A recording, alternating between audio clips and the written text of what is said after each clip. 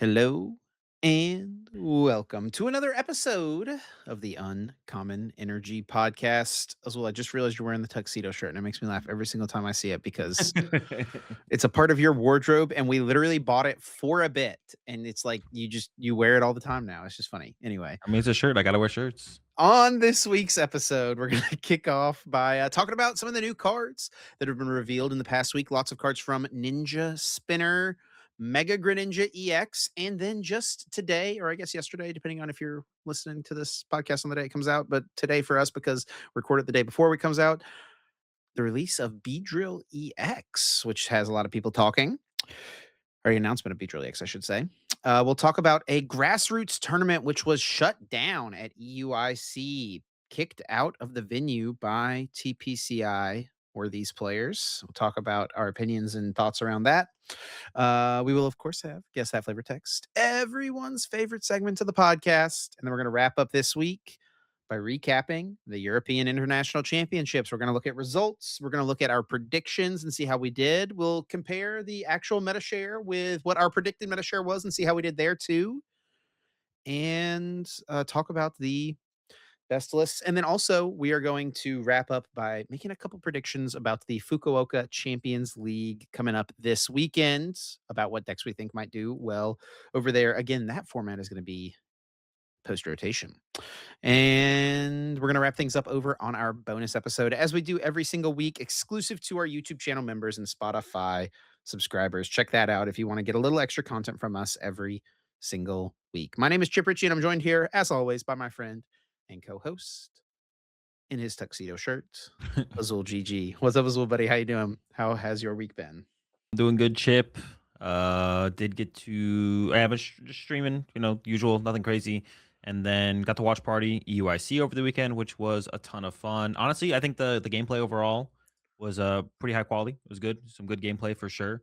And then having the secondary stream for that as well, more content to kind of look at and watch, especially when you get down to like the end of phase 2 slash top cut. It's really nice to be able to go back and forth between the main stream and the featured stream, um, and do all that. So yeah, I had a ton of fun doing that. But how are you doing, Chip? How was your weekend fasting? Because Yeah, the food's pretty rough, over man. over in the UK, how was London? London was good.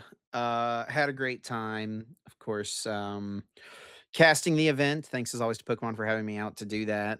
But was an absolute blast. Getting to see some high level. Yeah, I totally agree. We saw lots of like really, really high level play. Got to watch some great games out on the floor as well, of course, which is a nice little perk of my job is being able to see even more great Pokemon games. Um, in unique situations and such. The hall was massive, bigger this year than it has been in years past. At least I didn't go last year, but the year before it was bigger than it was the year before. So I don't remember if the Pokemon Center was like on the same side as the tournament hall, or it wasn't on the same side as the tournament hall 2 years ago. I don't know if it was last year or not, but they moved the Pokemon Center over to the other side of the hall, so then like expanded out the hall even further. So the route, I mean, that's part of why the tournament was almost just 12 people away from 4,000 players. A little bit of a bummer, but Oh, it wasn't quite there? On Limitless, it says it was 4K, so I've been okay. going off that number, but, Well, maybe it wasn't. it wasn't, for the information we had. It Hmm. was 3,988. Yeah, 3,988, 12 away.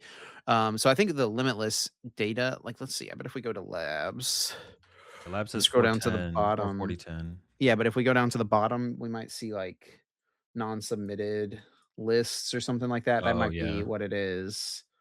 I could see Because the that. number we share is Oh, right like if there's like there. oh 01 drops or something like that, Oh, sure. Like, like people submit a people list and they who show up. maybe, I don't, or didn't check in, maybe Yeah. that could be Or it. or maybe the number you got initially didn't include people who, like, showed up around late or something like that, and then Limitless regained that number at some point. Also, That is possible, I the number on guess. Limitless did fluctuate. It went from, like, 4010 to 4013, then back to 4010. So there's something funky in there for sure. I don't know what is causing that, but, Mm. um, yeah. Almost 4K though. 4K to almost 4K. That's still pretty impressive, right? Right around there.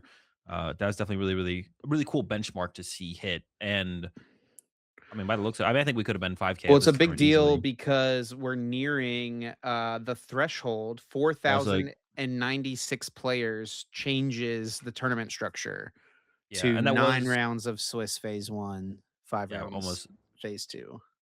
yeah, it was something we definitely could have hit, right? It's just definitely the venue cap is what limited that this weekend, but Yeah. definitely potential for to have hit that for sure. And that was like one of the things that actually did affect. I guess we'll get into that later when we talk about UIC results, but it did affect the kind of the top cut outcome.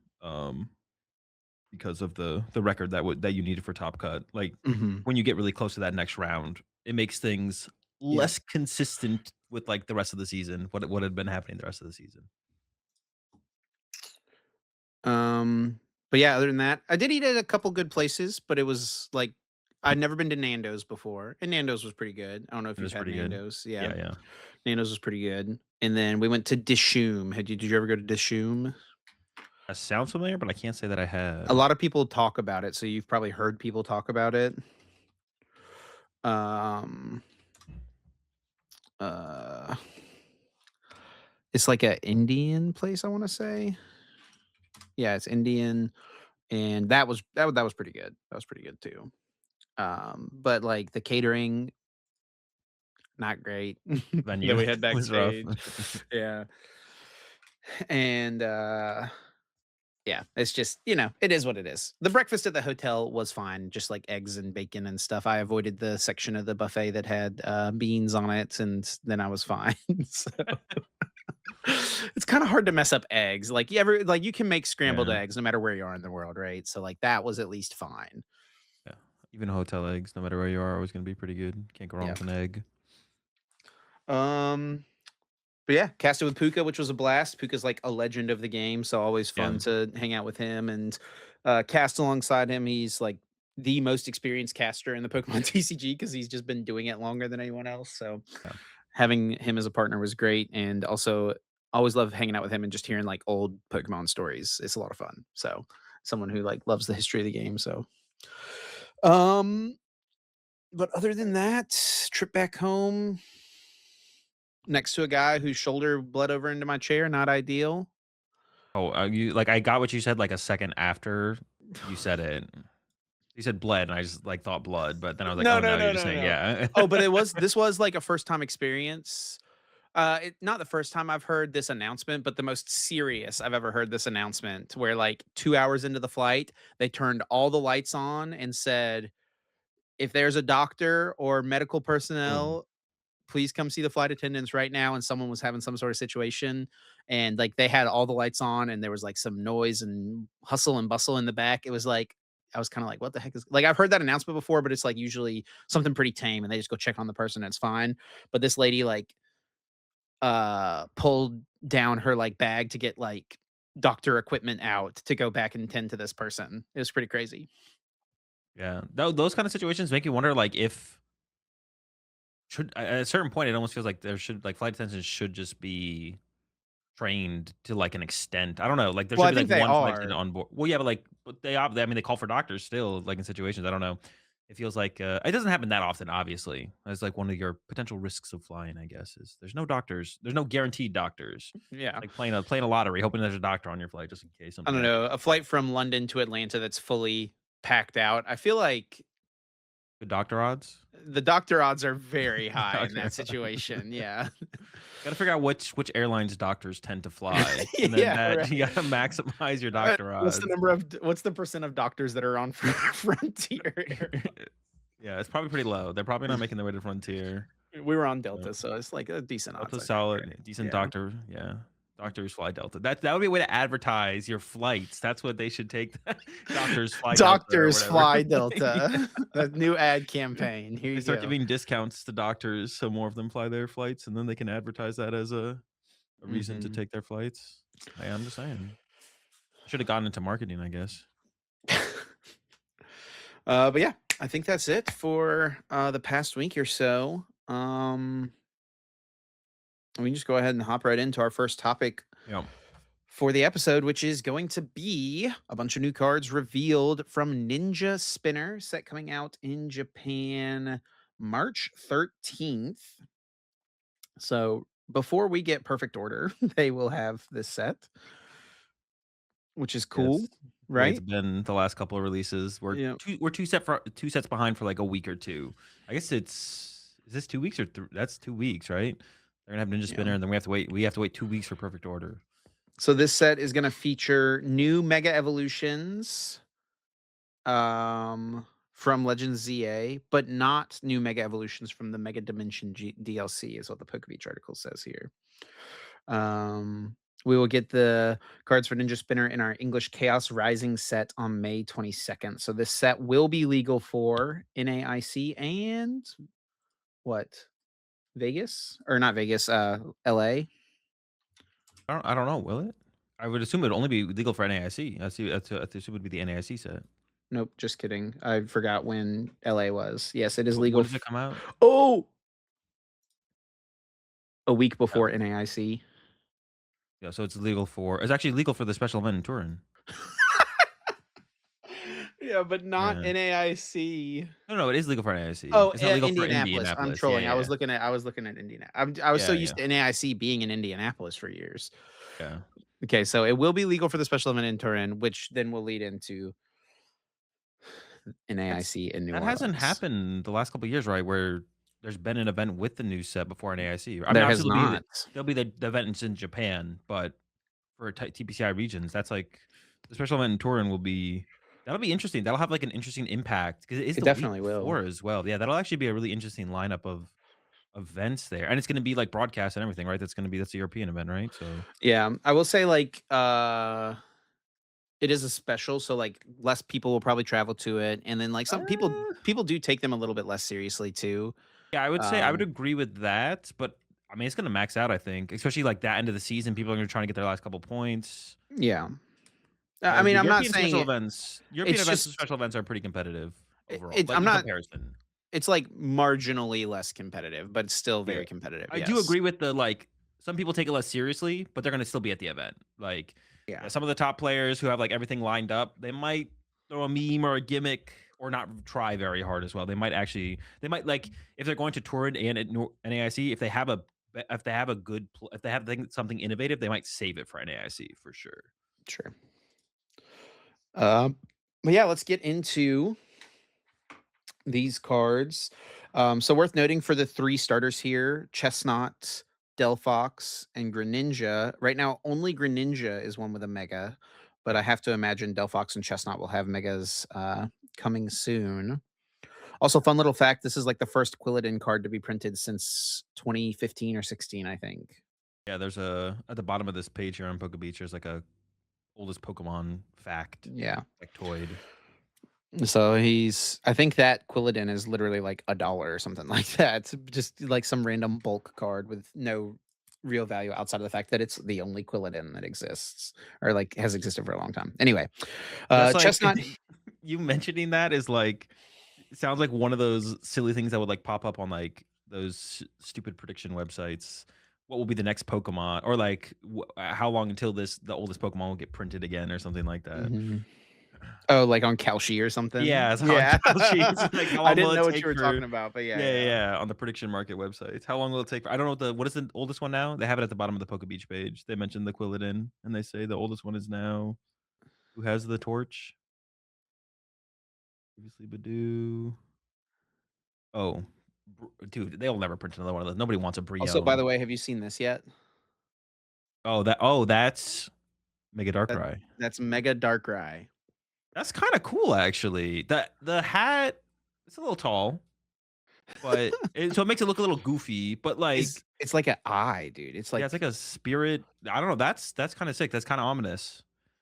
That's a good looking Pokemon right there. I did play the Mega Dimensions DLC, and it's a pretty What are the cool, other like, ones? I haven't encounter in seen the the other game. ones either. This is Mega Raichu X, Oh, I thought those were legs at first, so I couldn't tell what it was. and Not then this bad. is Mega Lucario I Z. I have seen that one. It kinda just looks like the other Mega Lucario, but blue. And there's a Not that that's a bunch of bad thing, other but new Megas. Um, gonna be a Mega Lucario Y? Probably Or no? not. Well, because the other one is just Mega Lucario, and then this is Mega Lucario Z. There's like a Mega Absol Z. Oh, is there? I didn't know about that. Yeah. Slight spoilers if anyone hasn't played Mega Dimension DLC, but, like, it's been a few months now, so I don't feel that bad. This is Mega Um, Absol Z. oh, and that's new from Mega Dimension, or Yeah, from Mega Dimension. pretty cool. It's a cool looking one. All right, yeah, let's look at these new cards. We're gonna skip the chestnut unless you have any No, we can skip the knot. qualms about that, but we will read the Delphox here. First off, the Finnegan has Call for Yeah. Family. Never a bad thing, right, to see on an evolving basic. Search for two as well, not just one. Has 70 HP, so all Yeah. good attributes to have right now. The Plenty 70 HP, profitable. yeah, I was gonna say that's where I think like they had been making stage shoes was 80 HP. Like the last couple sets, most of them had 80, so they are going like it feels like they are playing into the power level of Poffin a little bit, what they want to be Poffinable and not Yeah, Poffinable. So definitely. The Delphox has pretty decent ability here. Flare Magic. Once during your turn, you may discard a basic fire energy card from your hand. In order to use this ability, draw cards until you have 7 cards in your hand, and then Energy Storm 30 times.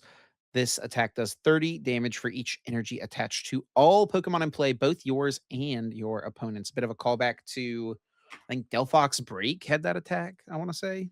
oh, did it really? Yeah. Yeah, definitely a card I never saw that never saw any play, so I'm not surprised I don't know what it does. But yeah, That was the like abilities I think if you were more in your content creator era during that time, you would have played plenty I'd have with been Delphox grinding Break. Delphox Break. Yeah, Yeah, yeah. probably. Yeah, Oh, no, definitely. no, no, sorry. The Delphox Break had an ability that I'm gonna turn my head sideways so I can read the thing. You search your deck for a fire energy and attach it to one of your Pokemon. Hmm. And then there was a Delphox that did more damage for each energy in play, both yours and your opponent's. This one. So that you play to them together. But yeah, anyway. Yeah, I don't know. What are your thoughts? I mean, the ability is really good. And honestly, when I first read the attack, I thought it was still pretty decent without counting your opponent's energy. The fact that it does that, like, there's a couple different ways you can play it as well. You got Oricorio plus maybe Mega Camerupt. But I think Embor, like, you're seeing so many cards after you set up a couple of these. Like, I don't know, draw up to More. 7 is a lot. I don't know. That's just like a lot of cards. It might be too clunky with 2 stage 2s. Even if you get the Oricorio involved, you have to set up a Mega, at least Mega Camerupt, if not a Mega Charizard, to use its acceleration ability. So but I think there could be something here. It's just so much draw power through the ability. You're just seeing so many cards. There's not a basic type fire mega, is there? No, it has to be Camerupt. Camerupt is the lowest to the ground we have. Is there like is there one that exists in the game? This is what I'm also curious about. Like in This came the up in my chat, not when Oricorio was coming out. I'm trying to like think back. it doesn't Heatran? look like there Or no? is. I think there's just not. Yeah. List of all mega Pokemon. Ooh, quick scroll through. Yeah, I don't think so. There's like Blaziken, which is stage 2, obviously. And there is probably going to be a Mega Embor at some point. Mega Then we Delphox at have it. some We have point. a Mega Embor. We just got it. Oh, right. Yeah. Yeah. But if you're playing Mega Embor, you may as well just play the Embor and put the Yeah, energy in play. sure. Yeah, there is not a basic fire type Mega at the moment. Yeah. So I don't know. I mean the draw power is just so insane. That's just so many cards. Like up to 7.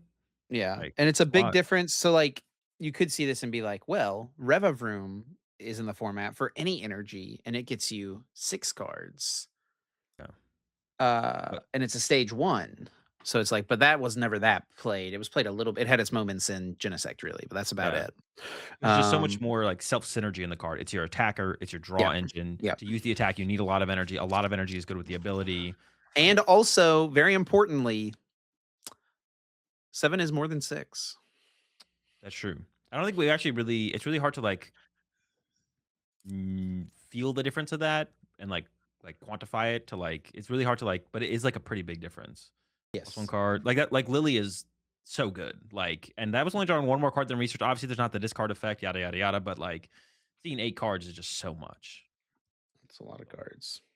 Drawing up to 7 multiple times in a turn is also a lot. And then we've got Mega Greninja EX. I'm gonna read all the evolving Pokemon as well because they're all pretty decent. Furky again here, 70 HP, has Collect as an attack. Not bad, right? Not a bad attack to have on an evolving basic either. Call for Family is better, but Collect's not terrible. And then Frogadier for a water, search your deck for 3 Pokemon, reveal them, put them in your hand. It's literally Gardevoir, by the way. Yeah, Altacuria. And then Exact this same. is not Mega Gardevoir EX. It is Mega Greninja EX with the ability Mortal Shuriken. Once during your turn, if this Pokemon is in the active spot, you may discard a basic water energy from your hand in order to use this ability. Place 6 damage counters on one of your opponent's Pokemon. Stop me if you've heard this one before. Yeah. The I mean, an effective. I mean, they're definitely reaching back into the bag of tricks, and this is Greninja Break in a single card that doesn't involve breaks. But honestly, I guess like you kind of mentioned with the Delphox, I didn't even realize that they're kind of going back to the break era, maybe a little bit in general with some of these cards. So So I is actually want to Chestnut read. gonna call back to its break? What does it do? Wait, doesn't it already or no? I don't Maybe. remember. Does anyone know what Chestnut Break does? Is the question. I think I'm looking it up right now. I'm pretty sure it just does like 180 damage, 160 damage. Oh, it has 190 HP. What are Tough the other? Hammer. This Pokemon does 30 damage to itself. This attack does 30 damage to one of your opponent's bench Pokemon for 4 energy. Wow, this card What was does so Chestnut bad. do? What were the Chestnuts? Who's got I that think they chestnut knowledge? this is the one that came out alongside it.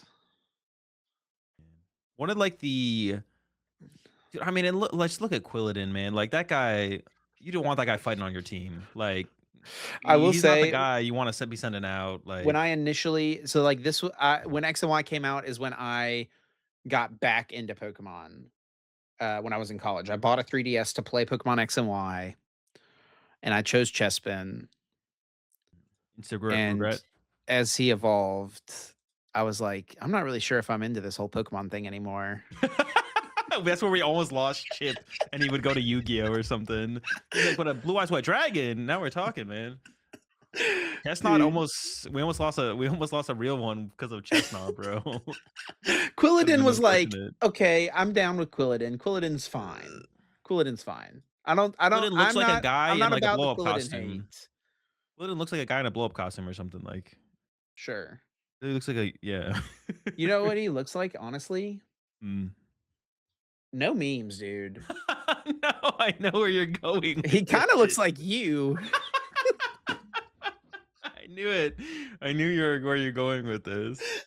But yeah, honestly, Chestnut, one of the most. I mean, honestly, everyone no. I don't think anyone likes Chestnut. The developers of the game obviously don't like him because they never give him a good card. I don't think. Yeah, I just Yeah. think he's just like no one likes Chestnut, man. No one likes Chestnut.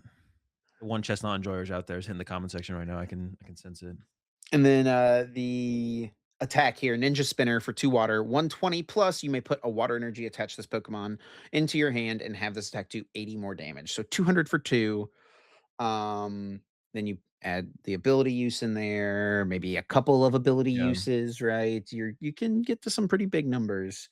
Yeah, I think the I think biggest thing with this card is that you can go a couple different ways with it too. Like Badoo, Mega Greninja could be a deck. Like you just Badoo the whole game and just like snipe stuff and like get some gemstones involved, boss something up, trap it in the active, I get think a a big switch. downside I of don't this know. card compared to Greninja Break for sure is the fact that it does not have free retreat. It's probably good that it Yeah, doesn't have free retreat, honestly, yeah. make you work a little bit harder. But there's plenty of ways to mitigate that. There's Air Surfing balloon switch. Beach, Yeah, right? Surfing Beach is the There's big one. Air Balloon, many ways and options. But yeah, Surfing Beach is certainly the big one. And I think probably the biggest thing going for this card is the fact that Ninja Spinner works with Neo Upper Energy. That's like I think a big deal. Oh, I didn't even realize that. Yeah, you can just cycle it, right? Yeah. Yeah. That's the biggest deal to Ooh. me with this card. Yeah, I didn't actually make that connection at all. But yeah, that gives you the one attachment.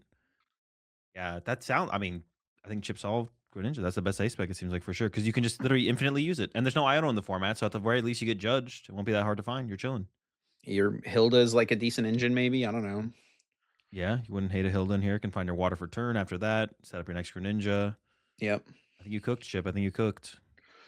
Oh yeah, I think good card. I think it's just a good card. We'll see how good it is, but Yeah. hopefully not oppressive, but so yeah, it's a good card. It doesn't seem Delphox could be oppressive, solid. at least at first glance here. Yeah, yeah, I definitely. will well, I say that if you could manage to get like a couple of these in play quickly, like it maybe could seem a little oppressive. That Yeah. seems hard to do though. It's hard to have more than It would be hard to have 2 of these in play on turn 2, I feel like, without, like, Oh, yeah, Grand yeah, Tree for in your sure. deck, right? Yeah, Grand definitely. Tree could be another option, but then you're not getting the Surfing Beach, which seems pretty good with this, right? This definitely could be one of those situations where they maybe overtuned it a bit. Maybe Froakie shouldn't have 80 HP. I think it's really cool that that's like an aspect of like balance right now. Is just like should the basic have 80 HP or should it have 70? And it's like should you be able to Poffin for it, right? Sure. Like, being able to body Poffin like opens up so much more in terms of like not just how many Froakie you can get, but if you play like a secondary draw engine in there, you can be finding like your attacker for turn, your attacker you want to set up, and your draw engine stuff like that. So And then a couple other good cards here as well. We've got Big Catch Net. We are losing Super Odds, so why not get the Big Catch Net in the mix? and Shuffle up superior. to 3 water Pokemon and 3 basic water energy cards from your discard pile into your deck. Of course, working nicely with the Greninja ability. Better than Super Odd. It's actually 3 Pokemon and Yeah. 3 energy. Jeez, This okay. card is insane. It's A lot like of recovery. yeah, is that the best recovery card we've ever seen? For just Well, from discard to deck recovery. yeah, I would say like Revitalizer, Rescue Carrier, right? Like those are pretty good ones, but or Rescue Stretcher, right? Yeah, yeah. Rescue Stretcher is probably the best Pokemon recovery card of all time. That thing was insane. But like for yeah, from forced discard to deck recovery, like this is just it's just so much. It's just so Yeah. much. So much Usually versatility these in one type of hit. effects are on a supporter. Something that gets you Yeah, this much Brock's back would be great. on a supporter. Yeah. It is limited to a type, so I think that's good to see, like, for sure. Just, like, in terms of, like, balancing, like, it seems like they because sometimes it feels like they don't have a direction for stuff, and it's like, "Oh, this card's just broken. This not everyone should have access to this." Like, Battle VIP Pass, right? It's just like, oh, it's kinda miserable that this exists for everyone. If they limit it to, like, a certain type and it obviously had, like, synergy, but drawback, whatever, um, so thankfully, they're not just printing Super Rod 3.0 or whatever. We've got AZ's Tranquility here, which is kind of an interesting one. Switch your active Pokemon with one of your benched Pokemon. If you moved a Pokemon EX to your bench in this way, heal 80 damage from that Pokemon. Not like amazing or anything. Yeah. Solid Pretty, utility supporter. yeah, it's like reminds me of like Mallow and Lana. Mallow and Lana was a bit Yeah. better though, but Or Olympia. Olympia saw some play. yeah. Yeah, Olympia was like because there wasn't anything better really. I think like once Guzma came out, nobody was playing Olympia anymore, you know? I played Olympia in my wait, was the Guzma legal? No, we had Lysander at that point. You're right, you're right, you're Yeah. right. Yeah.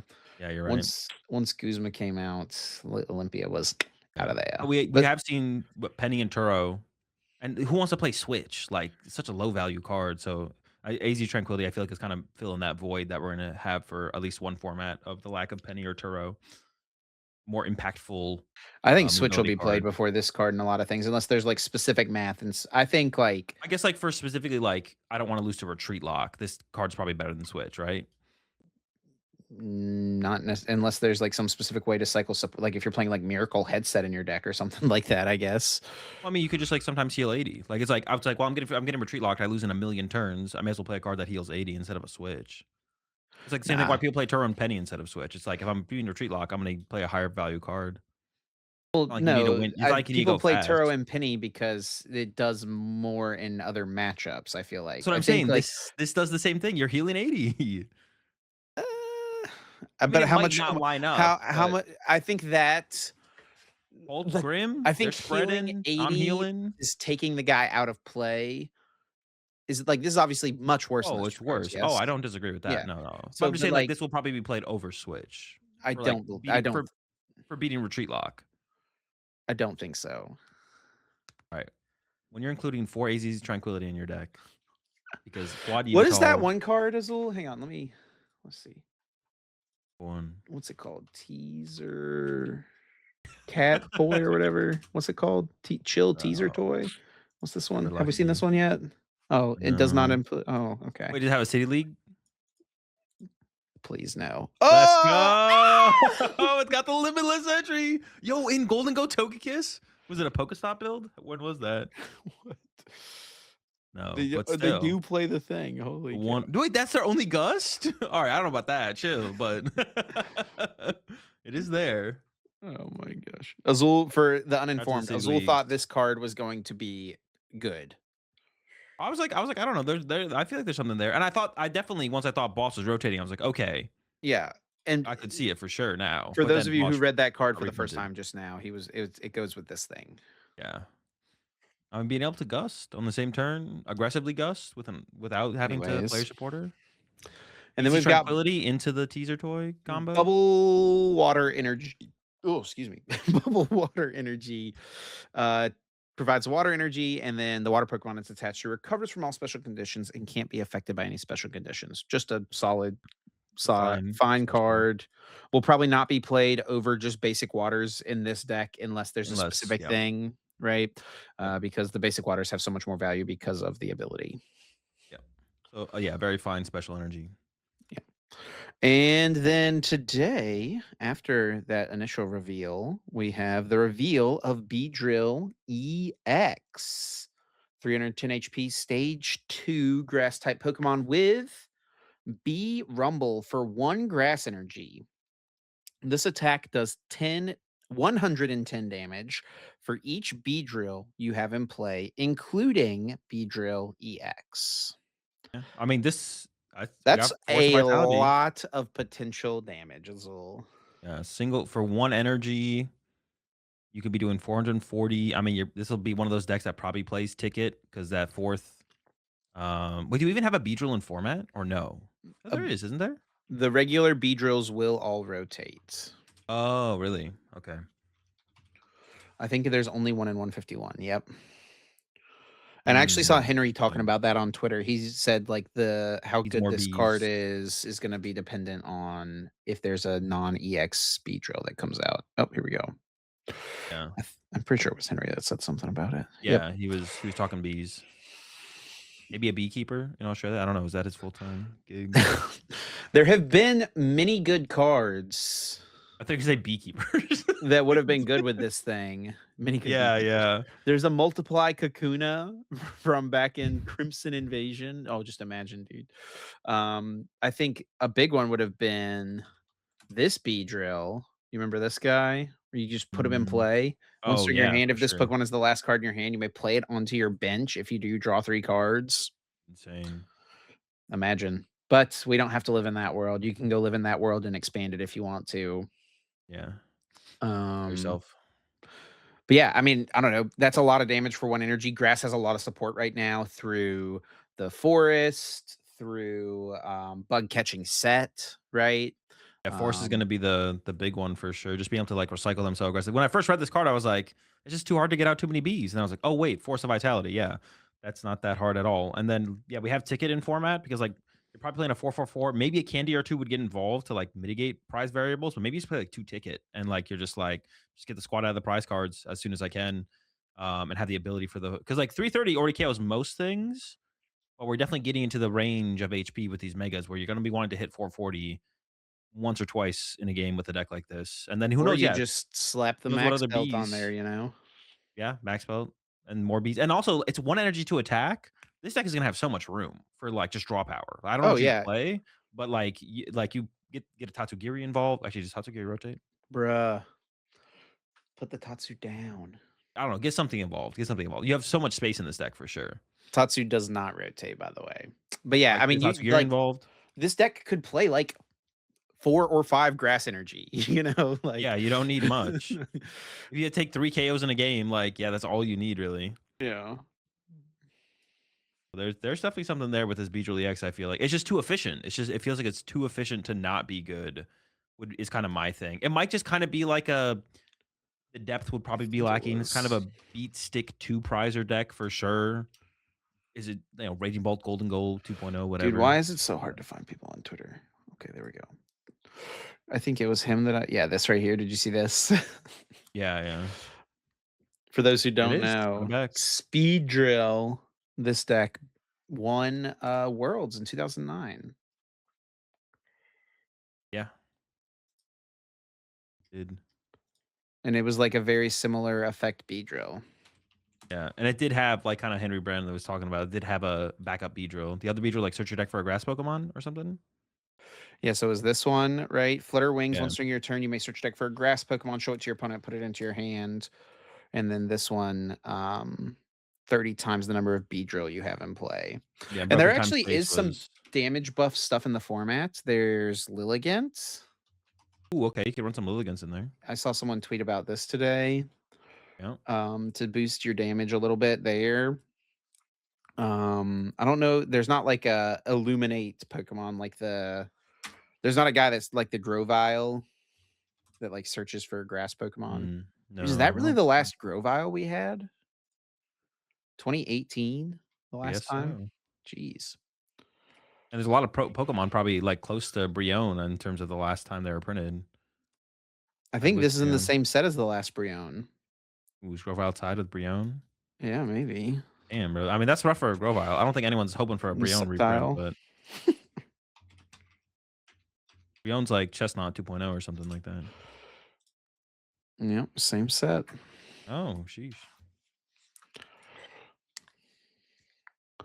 But yeah, that's what we got for the new cards here. Beedrill, I think, seems very good. Honestly, I think Beedrill seems like the best of the cards revealed. Slightly, I'd put it slightly above Greninja personally. I think Greninja is definitely better. I think Beedrill definitely seems like it's gonna be. It seems like it'll be good. Like it's hard for me to like. I want to try and be more skeptical, but like it just seems good. I don't know. I haven't seen anything. I haven't like this. Like I haven't seen any takes on it that make me think, oh, it's probably not gonna be good. Like what Henry said is reasonable. More bees wouldn't be bad or something like that. But I think it'd probably make it work. But Greninja, like the depth of the Greninja card, the ability is just so good. You can do multiple things with it besides having to be your main attacker. So, but I wouldn't mind. I mean, 2 cards in the same set being new archetypes is unheard of in the current, Pokemon TCG, so I'm all for it. Yeah, when's the last time we had like Scarlet Violet base set? We got Miraidon and Gardevoir. Like, Yeah, but since then but it's like some of them, it's like we got new archetypes, they're just not good, right? But then rotation comes and then they are good. So it's like we had those archetypes, you know. you say that, but Dragapult's like 20% of the results it's in City Leagues right now, so Yeah, but like let's say we go to Mega Evolution on someday, and then the format is all just Mega Gardevoir and Mega Lucario slamming into each other, right? Like, it's possible. But what if Mega Lucario becomes like the second top deck, like, a month from now, and then it's a top deck the whole time? I'm a doom and glooming. You know what? You're right, Chip. I'm excited for the future. New archetypes. Let's get it. all right, well, let's move on to our next topic here, which is about something that actually happened at EUIC, but a little bit more of a discussion around um, what should and shouldn't be allowed at Pokemon tournaments, maybe. Yeah. And that was about a community run event that was happening within the tournament halls during the day on Saturday, I believe. I think it was Saturday. Or was it Sunday? It was Sunday. Okay, during the day on Sunday. So during final Sunday, um, yeah, for those who don't know, at these big tournaments, especially, it's very crowded on the first day of the event, right? Yep. Because the 90% of the tournament hall is occupied by competitors and the tables are filled and there's nowhere to really do much else. There's designated like free play or not really free play, but like side event and trading areas, right? And some free play. Um, but on the second day, and then at IC's the third day of the event, it's very, very cleared out. There's tons of open table space, and people tend to just kind of hang around and play games. If you walk up and down the tables, you'll see people playing standard format games. You'll see people playing GLC, expanded, retro, Yu-Gi-Oh! In One Piece, sometimes even too. Yeah. Like you just see people like board games. Like you just see people hanging out and playing other games.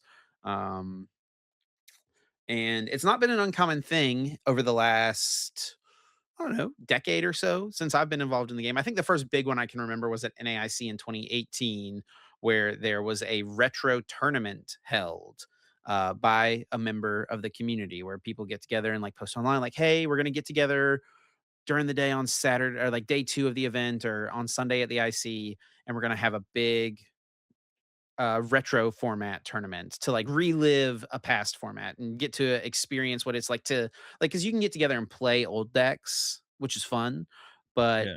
competing in a tournament is like a different level of experience, um and most of us who are at the tournament were about playing in Pokemon tournaments, right? Like that's kind of like what got us interested into the game. And part of reliving that experience is playing in a little tournament. Um, so there's a lot of discussion around this topic because at EUIC on Sunday, this group called Holon Research Tower said that they were this for their first tweet was, "We've been asked to leave the venue, but true RSPK patriots will not be silenced. The tournament will continue once we find a suitable car park."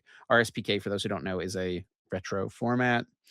And then they said, "We were told that we were not allowed to run free small community events, and that if they allowed such things, EUIC would become one big community event. Traders are no longer allowed at EUIC or the Excel either. Anyways, give us a follow if you want to play in grassroots events." What do they mean traders? Like people trading? Yeah, maybe just outside of the designated trading area. I don't know. That doesn't seem. I'm confused by that part of it as well because there is like a designated trading area where trading does happen all the time. So I don't quite understand that part of it, but we can focus mostly on the fact that they were not allowed to, because I actually walked by this happening on Sunday during the day. I like walked by and noticed, I was like, "Oh, cool, they're playing RSPK. That's sick." And it was like a full row of people competing too, playing in their Like how many little, players? Like 30? probably like 25, 30, something like that. Yeah. Yeah. Actually, I think it's on, I think they tweeted it. It was on Limitless. We can see exactly how many. Oh, and they posted all the matches on YouTube. That's cool too. So you should go check those out. There we go.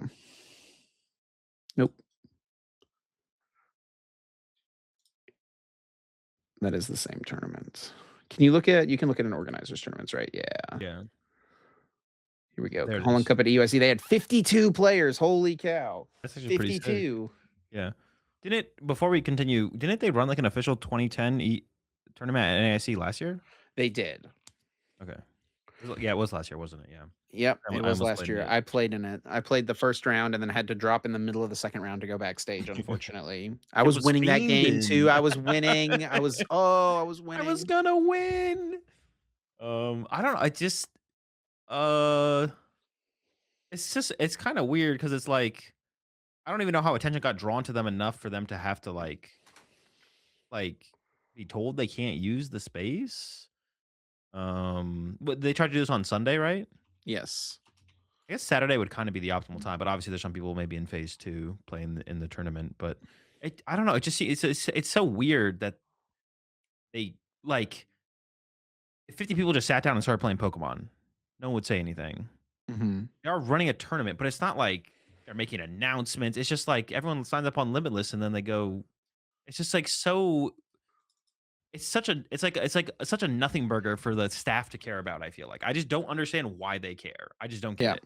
Like people sit down, people use the table. They're fine with people just sitting down using tables to trade, to play games of Pokemon. Like you said, people playing other things, and like I've cubed at these tables all the time, and then that's like sometimes we got two cubes going on. It's like 16 people, you Yep. know, and but like I just don't get.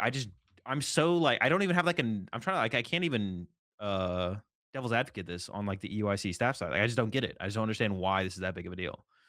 And like their statement of like EUIC would become one big community event. I don't think that's true. I don't think there's that many types of these things happening. There's not that many people trying to show up and play alternate formats or run like these community ran tournaments, from a Discord or however they get everyone together, whatever it might be. I don't think this is happening that much. And I don't think it would happen that much more if it was like identified that it was okay to do. So I don't know. And we saw this. Didn't we see this? Someone ran one. Wilson ran one, right? 2 years ago now? 3 years ago Yep. now? Yeah, 2 years ago. Like it literally happened at NAIC 2 years ago. And it's just like it's not intrusive to the space at all. As far as everyone knew, you could do that as long as you found some open tables that weren't being used for side events. So it's just so bizarre. It's just so bizarre to me that they care. I don't think it would turn like I don't know, like they're trying to use like a slippery slope argument, right? We let these players run their community Mhm. tournament. Everyone's gonna run a community tournament. It's just like not true. Not that many people care to do that at these events. Like it's not that big of a deal. So I'm just really lost on this one, to be honest.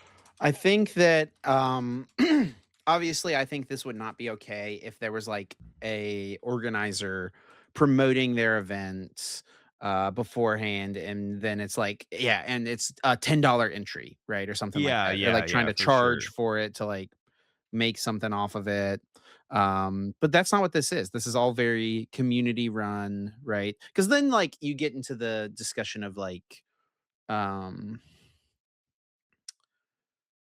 like they're basically if you were to like run a paid tournament in the EUIC event space, you're basically like freeloading off of Yeah, that would be wrong. right. But that's not what this is, and that's not what it's ever been. It's always um just for the love of the game. It's like put on very much usually by the sacrifice of the person running it. And usually like the person running it has like invested into running it, like gives free prizing to the Yeah. people like just out of the goodness of their heart and their enjoyment of the format and the love of the community, right? Yep. So yeah, this feels like a weird one to me too. And it's like I also want to know what and there was like I saw one person say something in regards to this about Pokemon wants to push like you towards their side events. That's not why they don't want you to do this. Yeah, I don't yeah, And well, people went to the extreme on the other side, which is like I don't know, people just love going to the extreme on the other side. But yeah, I don't think that's like it either. I I don't don't think think they're that's it actively having necessarily that thought either, process. but I will say like, they did run that 2010 event at NAIC that you brought up, right? They did run a retro Yeah. format tournament, official. You had to register like as a side event, right, to compete in it, and it maxed out at 100 players. Um, and but it was like weird. It was only 3 rounds, right? And then there was like official pricing and stuff for it too, which was cool. But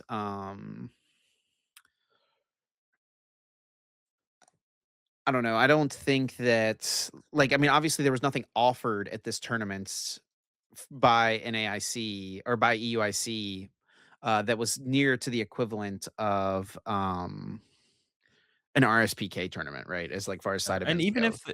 even if there was, I just don't get the like if all the players had just sat down and played the tournament, no one would care. Like it's one of those things where it's like I don't even know how the staff became aware of it and like told Yeah. them they couldn't do it. But like if you just see a bunch of people playing old format Pokemon, you're not gonna tell them to get up and they can't play here, right?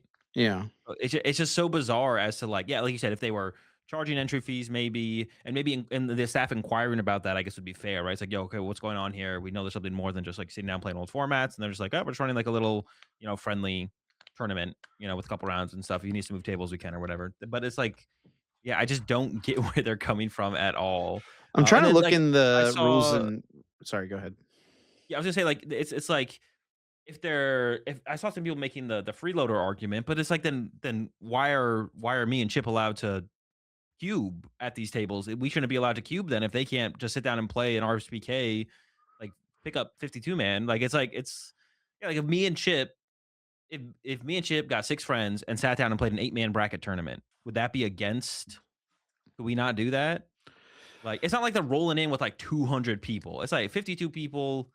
It's not that much people, and they're gonna all be sitting down at the tables anyways, doing something if they're not playing in the tournament, probably. So There was nobody around these people as well, by the way, for what it's worth. Like there was so much space in the hall. yeah, yeah. It's just really bizarre. Like I can't even what's it called? I can't devil's advocate the UIC side at all. There's just like Yeah. nothing. You like there's so many other things that would have to be like not allowed at the event to I think properly like devil's advocate or steelman the EUIC's staff argument. And listen, if things did get out of hand, if some kind of slippery slope argument got to a point, then that's when you cut it off. That's when you'd be like, we either have to come up with some kind of regulations for what can be done, or you just can't do it anymore. But we're not there. And I don't think we'll ever get there. I don't know. There's not that many people running these 52-man tournaments at events. Like no one's doing that. Like it's not I mean, there's some people doing it, but it's not enough to where it's like a problem. So I just don't. I'm Yeah. so lost on their reasoning for this. And maybe there was some kind of miscommunication, or I don't like to use this term, but maybe someone was power tripping and just like wanted to kick someone out of the menu. They just wanted to kick someone out. Like that could be it as well. And maybe this is not genuinely how the higher ups and the staff feel about something like this. So maybe someone was just power tripping and they just wanted to have an excuse to like tell someone to go kick these people out of the venue or tell them they can't do it. So I'm trying to find something in the rules and resources that like references um anything about this. But as far as I can tell, there's nothing like public facing that says uh anything about this type of thing. So if anyone listening knows of something like that, feel free to comment it. or DM me on Twitter or something and send it to me so we can talk about it next week. But I don't see anything public facing that talks about this not being allowed. I actually do see a comment here on the tweet from Quinton. To be honest, I am not surprised. We experienced the same problem with the same TO back in October in Lille when some people Yes, tried to organize a small expanded tournament as there was none scheduled by the TO as a side event. It was quickly shut down. So it sounds like could be a it sounds TO like it thing. yeah, it sounds like it is coming from the top down maybe, and it's a because it's Fanfinity, right? They're the ones who are I do feel like I've heard people having issues similar to this at NAIC like last year. okay. So maybe it is coming from TPCI, not Fanfinity. Like, maybe it might have been Well, no, Alex, but if it's at actually, Lil, who that you is just talked Fanfinity. about. It might have been Alex who you talked about, who ran the 2014 Worlds Tournament a couple years ago at NAIC. That concluded He may fine, have right? yeah, but he maybe I don't remember this for To get sure. permission? He may have, like, reached out about doing something again and not was told he couldn't or something Mm. like that. I don't know that for sure, though, so don't, like, Yeah, take yeah. that and run with it if you're listening to this. I feel like I remember that Already discussion running. happening, though. They're already running, yeah, for sure.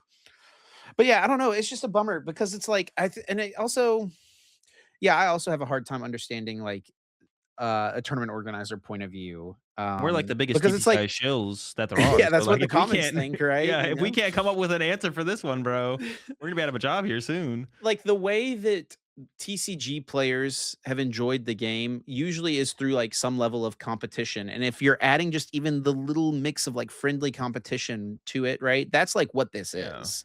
It's nothing more than that. And it like makes me wonder to them what's the difference between that and like something like this, which happened this weekend for the video game players, like in the shiny hunting community. And this is really cool to see, right? Where 75 people, I think this says, yeah, 75 people got together and for an hour shiny hunted and tried to like catch shiny pokemon in their old pokemon games, right? It's like all just about people coming together and doing something they love, right? And for them it was this, and for some of us it's playing in like a tournament or playing an old format or cubing or whatever it is, right? So And like Chip I don't Chip trying to get the VGC's shiny hunting thing shut down, I see how this is. I'm definitely not trying to do that. I'm just trying to Well, you say know like what?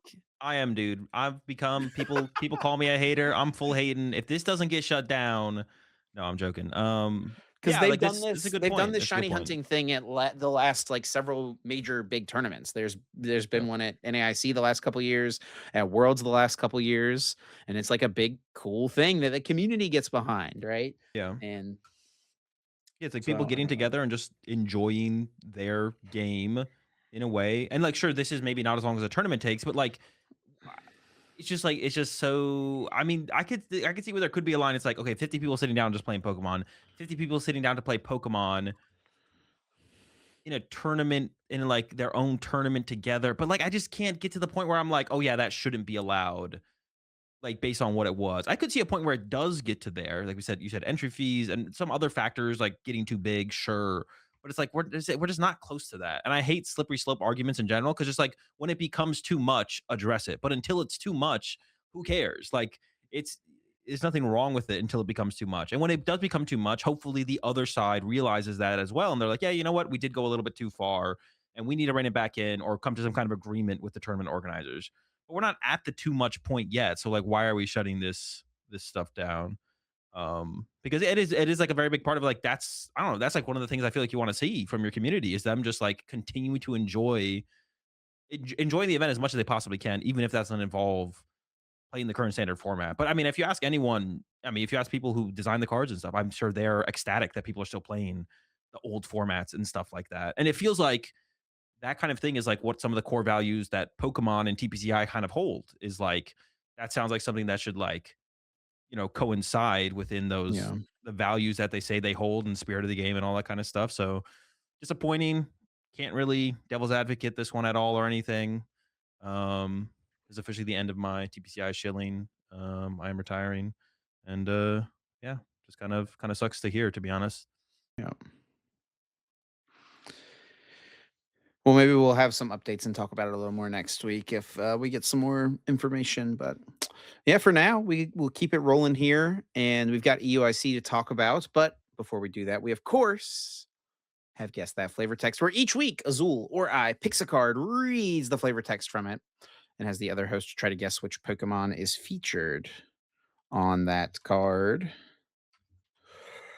And sorry, I was pulling my card up. We do keep score, and each week, Azul or I picks a card, reads the flavor text, has the other host try to guess which Pokemon is featured on that card. We keep score. The score currently is 41-40. Azul ahead by just a singular point. And if you get it right without using any lifelines, you get 4 points for each lifeline you use. You lose a point. The lifelines are what set the card is from, what stage the card is, and read an attack name. And I do indeed have a card picked out for you, Azul, if you're ready. I am ready. Chip. I'm not gonna lie. I kind of feel like I need a buffer because I've been feeling like I don't know, with the last couple ones that I've given you, like you've obviously missed most of them, but I've been feeling like you've been Okay. so close so many times. You got the Skrelp points. So I'm not feeling super confident about holding my lead unless I'm able to actually extend it, to be honest. So I need to get some points on the board here. You ready? I'm ready. Once it begins to rampage, a blank will burn everything down, even in a harsh storm. Even in a harsh storm. All right, can you say it again? Once it begins to rampage, a blank will burn everything down, even in a harsh storm. Why is it referencing a storm? Like, what does that have to do with anything? For some reason, I'm kind of thinking of Camerupt. It feels like if it's like referencing a storm, I could see it being like Moltres. Read to me one more time. Rampage. Wait, doesn't that W- part of like the Lugia or Ho movie? Like the birds are angry and they're like rampaging, and then all right, go ahead. Have you seen those movies? I've seen that one. Yeah. Once it begins to rampage, a blank will burn everything down, even in a harsh storm. I'm definitely gonna use some lifelines here. Let's go with what set is the card from? This card is from Black White Legendary Treasures. Like Moltres could be in a black and white legendary treasure set. Let's go with what stage is the card? It is a stage 1. Hmm. So it can't be Moltres. Just give me an attack name. Let's use them all. Howling Rampage. That fits with the. All right, read it to me one more time. Once it begins to rampage, a blank will burn everything down, even in a harsh storm. Will burn burn everything. So I mean, it has to like be a fire type. Because what else would that mean? Like they're not running around with a torch setting like houses on fire or something. Like they're not pillaging. So it's got to be because it's a fire type. And if it's not, like I'm not, I don't want to like think that's like trying to trick me. Like that's like the trick where it's like, oh, that doesn't make it's actually it's not actually burning anything down because of this. Like, oh yeah, sure. So I'm just gonna stick with it being a fire type. I don't think I'm not gonna like get caught up on that. Although that's where my mind is going is like I shouldn't overthink the the burning part. Alright, read it to me one more time. Last time. Once it begins to rampage, a blank will burn everything down, even in a harsh storm. The attack name was Howling Rampage. Howling Rampage. I feel like It's a it could be stage a I 1 from Black and White Legendary Treasures. don't know why I'm on camera up. Some other stage 1 fire Pokemon. That sounds like an end evolution ability as well, so I don't think it's going to a stage 2. It sounds like the end game. Pretty powerful flavor text for it to be a stage 1 that evolves into a stage 2. Yeah, let's just go with Camerupt. I don't really have hold up. Howling Rampage. Camerupt. I could see it being Arcanine. Oh, could it be an Arcanine? Camerupt, Arcanine. Rapidash? Rapidash is not rampaging, I don't think. Ninetales, no. Just the harsh storm part is just like it seems like it's maybe just irrelevant to be honest. It's just like let's just add more text. We need to they need to fill the word count or whatever. They're like we need our flavor text word count for this set isn't high enough. We need to add some more words. Well, it'll even in a howling storm it would do it too. Oh my gosh, that's Let's insane. lock it in, big dog. Yeah, let's just let's go with Arcanine. Let's go with Arcanine. Feel good about that? No, not really. Locking it in. Yeah, I don't think so much howling. Azul.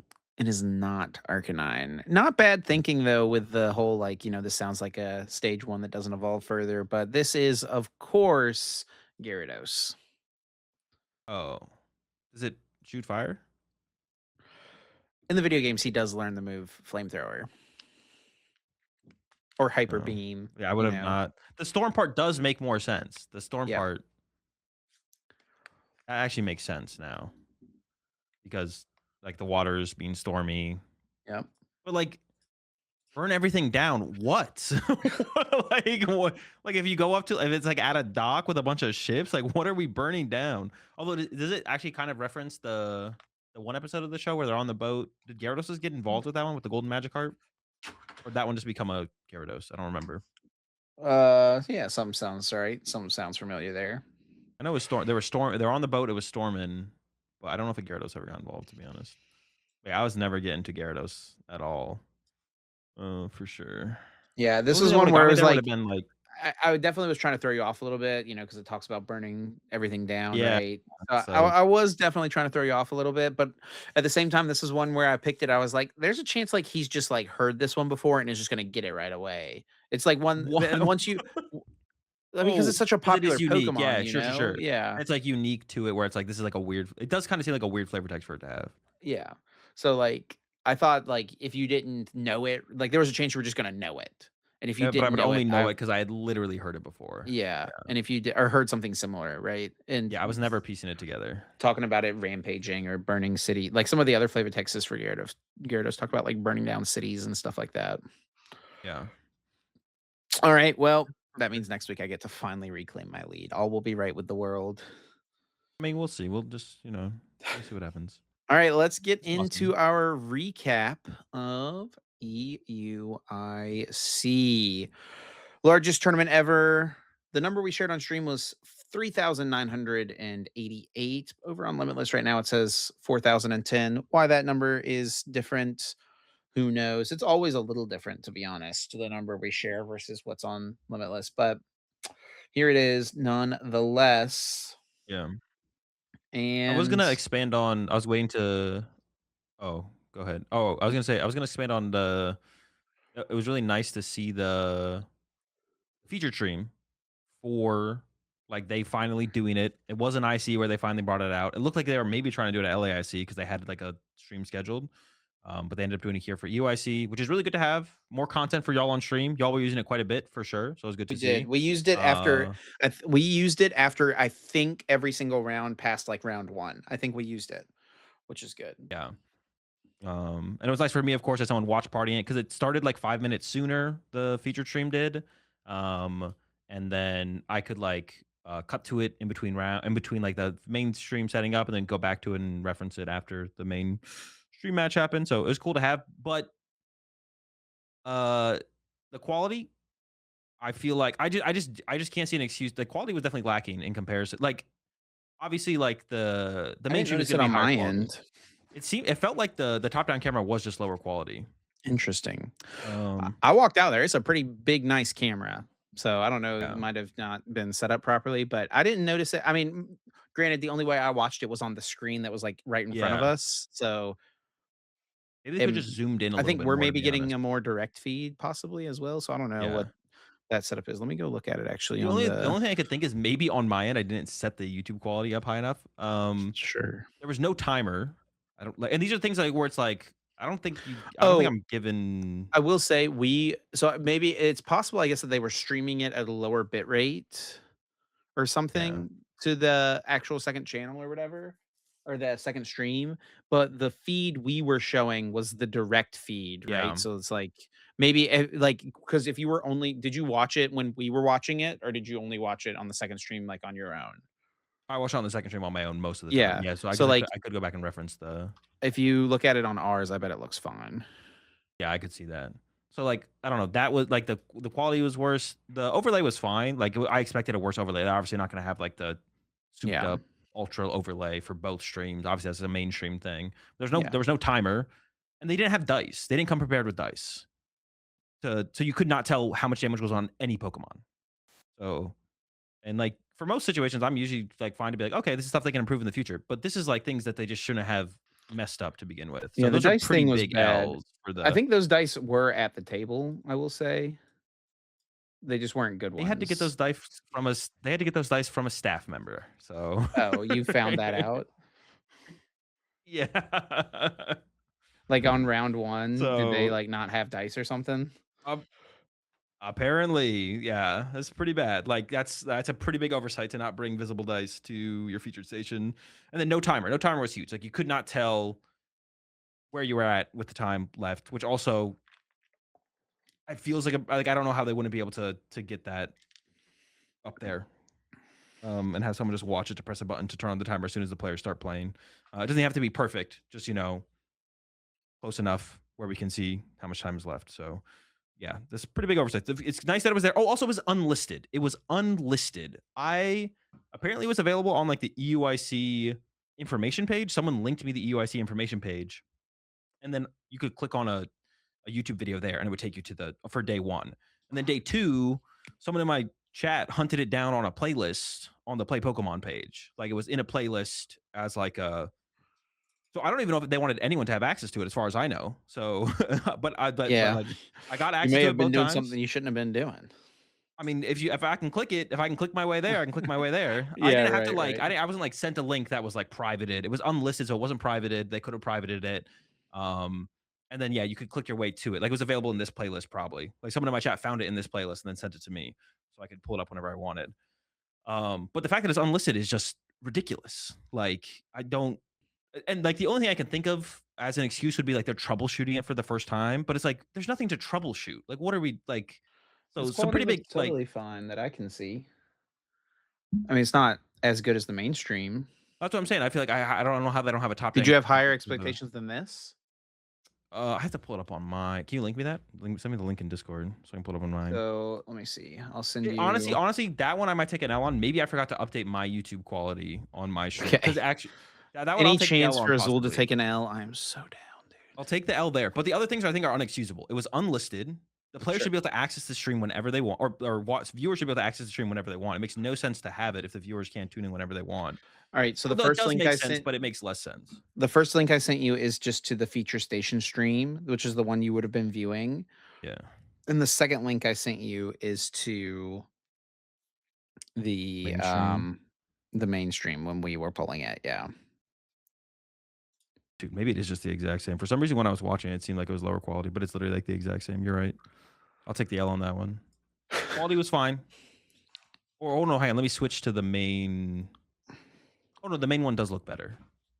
Like, it looks the same, but the main camera looks better. Like, the main table's camera looks better, is what I should say. It might even not be a better camera. It might just be Oh, like, sure, I'm sure yeah, yeah, the main stage has probably better lighting and stuff too, like, yeah, sure. Maybe there's nothing they can do about that. So I'll take the honestly, the L main on the. stage looks a little blurry low key.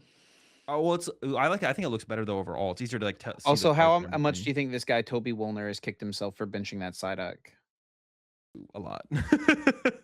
Dude, he was just like he was tunnel vision on that duck. Like, that was his best friend. He couldn't let him die. Yeah, Could that was not a let him go sad down. one. Um, Well, it was fine yeah. up until the very end. Yeah, yeah. Keeping the duck around was fine. Yeah. Even I don't know, the turn before maybe could have given it up. I think he did need it the turn before for sure. Yeah. So Mhm. yeah, that match was there's a lot of errors in that one overall. It was very unsatisfying that one ended in a tie for sure. Yeah. Very unsatisfying. Well, okay, I'll take Anytime the a L on win and the. ends in a tie feels kinda bad. Yeah, I'll take the L on the quality allegations, unless they could have made the side station camera look like Yeah. the main camera. But like unlisted, why? That makes no sense to me. Sure, you guys are still using the content on the main broadcast at some point, but some people just want to be able to watch. Especially what I'm not gonna lie, when y'all put Absol Grimmsnarl on for the second time, I was like, bro, let's go to the side station. I did exclusively watch the side station match multiple times throughout the weekend, so that was like really cool because when it was like uh, really one-sided scenario or Grimshaw versus Absol, we could go, to the other match. But yeah, unlisted makes no sense. No timer makes no sense. Not bringing dice that are visible. You could not tell how much damage was on any Pokemon. You could barely even make out the dice on some of the Pokemon. So obviously, it's great to have the feature station stream, but I think these are like no excuses for like these errors at this level of production Yeah. from the people who are running this production. So some else to go with the dub of the feature station existing. Well, let's get into some of the data from EUIC and talk about the meta at the event first off, and go through some of our. Let's just look at the meta shares real quick and then compare them to what we had these decks at. So first up was Dragapult Dusknoir at 18%. And What we do we did say? have it at Mm. 18%. I was able to talk you up to the 18%. Yeah, we're at like 17. Yeah. Yeah, biggest deck in the room by far. Yeah. And yeah, it makes sense. No huge surprise. I guess the surprise from there might be 0 in top cut. Yeah. Uh, Yeah, yeah, for yeah. sure. I think there's a decent explanation for that though. I think when we look at the overall top cut standings. But yeah, then we had Golden Go 16. What do we have? 15? We had 15, yeah. So we're pretty good on that too. Yeah, it does say 15. Sure, it's 15.98. But if you're European and you remove the decimals, like they Which do is at the what they European regionals, always yeah, do. which they always do in Europe. So actually, we were right because it's a European event. Oh, if you group Spot it on. together though with Golden Go Joltik box, then we're bodied. Oh no. Then we've got Gardevoir, non-jelly Guardy at 6.7, which we had at 5, and then Guardy Jelly was less popular at 5.2. We Hmm. had at 7. We're still on for like the overall number though, right? Basically 12% Yeah, total. we had 12, and that was yeah, that's what this is. So, Yeah. and then Charizard Noctowl 6, we had it at 6. That's pretty good. Grimmsnarl, we had I don't know what do we have? We have 4.5, and it was Or 4.97. oh, Mega we were kind of Absol spot on. Hold on. 4.3, Mega Absol Box 4. Dude, we kind of Yeah, cooked low key. kind of cooked on Uh this one. oh wait, Charizard Noctowl, Charizard Pidgeot. Did we separate them? We did. Yes, Charizard Pidgeot 3, We Charizard did Pidgeot 4, a little more popular. Raging Bolt slightly. 3.4, Raging Bolt 4, so on and so forth. I think we got the big ones out of the way at least. Yeah. Pretty good lineup there for sure. And again, nothing crazy in the let's take a look at the conversions. 'Cause I was just like looking at the conversions of Yeah. the decks. So Mega Absol Box converted very well, as it usually does. Most of all because of who plays it, right? Very good players tend to Yeah. gravitate towards the deck, but the deck is pretty powerful. I think people have finally Uh, like figured out their gold what they want to do against Golden Go as well. I think that Mega Absol maybe has I would say it has higher outplay ceiling than Charizard, Golden Go, or Dragapult. Maybe not Gardevoir, but higher outplay. Like it is the of those like 5 decks, maybe besides Gardevoir is the deck where Yeah. you have the highest potential to outplay your opponent. I don't know if you agree with that or not. Yeah, I think I could agree with that. Yeah, definitely not Golden Go. Charizard's game plans are pretty linear right now. And then what was the last one? Dragapult. Dragapult. Yeah, Dragapult. Yeah, I would say for sure. It's like Guardy, then Absol, or probably arguably tied. Yeah. I'm down with that for sure. And Grimmsnarl is another one that I think also gives you a lot of room to like outplay your opponent. So it converted very well. And then other than that, like the Gardevoir variant's converting very well. It always makes sense, I think, right? Yeah. Crustle, Yeah. 25% in today. Conkeldurr, hold up. The Dur is there. Guardy still fine. It wasn't one of the top conversions. Also, was it But Poltznard even was like next to it? these conversions, Oh, right? Poltnor. Yeah. Dragapult, 17 point. Like that's a very like solid, like normal conversion rate. Yeah, it's like Let's say that. fine. Yeah. Anything over 15 is like fine, it feels like. Yeah. Oh, Um, Golden Go. Golden Go Golden Go was did the not have a great last weekend, of I the guess. big decks, yes, in Yeah, conversion rate. for the conversion rate at least. And then when we get to day 2, we see that Dragapult drops just a little bit, Golden Go drops just a little bit. Most often we see like, I don't know, we've maybe I shouldn't say most often. but it's not infrequent that we see, like, the most popular deck day 1 increase to day 2 whenever it's, like, a dominant deck, but I guess that's not Dragapult Dusknoir right now, right? It's just, like, the comfortable deck, I think, for so many people. So maybe that Yeah, it's not like, "Oh my gosh, this is, like, by far the best deck." where it It's was just like Regidrago, right? Broken Lugia, like, those always increased a lot yeah. day 1 to day 2. Origin Form Palkia, like, whenever those were, like, the dominant decks, they increased a lot. Yeah, but right now it's just Dragon Ball. It's a good deck, but that's the way most people feel about most decks, right? But then we do see like I guess like the two decks where we probably like you mentioned we're gonna see the better players play them. Guardy, Mega Absol Box. They had like pretty good or definitely increases obviously in their meta shares in day two. Yep. They've had a little bit of a kick up as well. Shout outs to the 11 day 2 Alakazam to Dunsparce players for sure. They were there representing.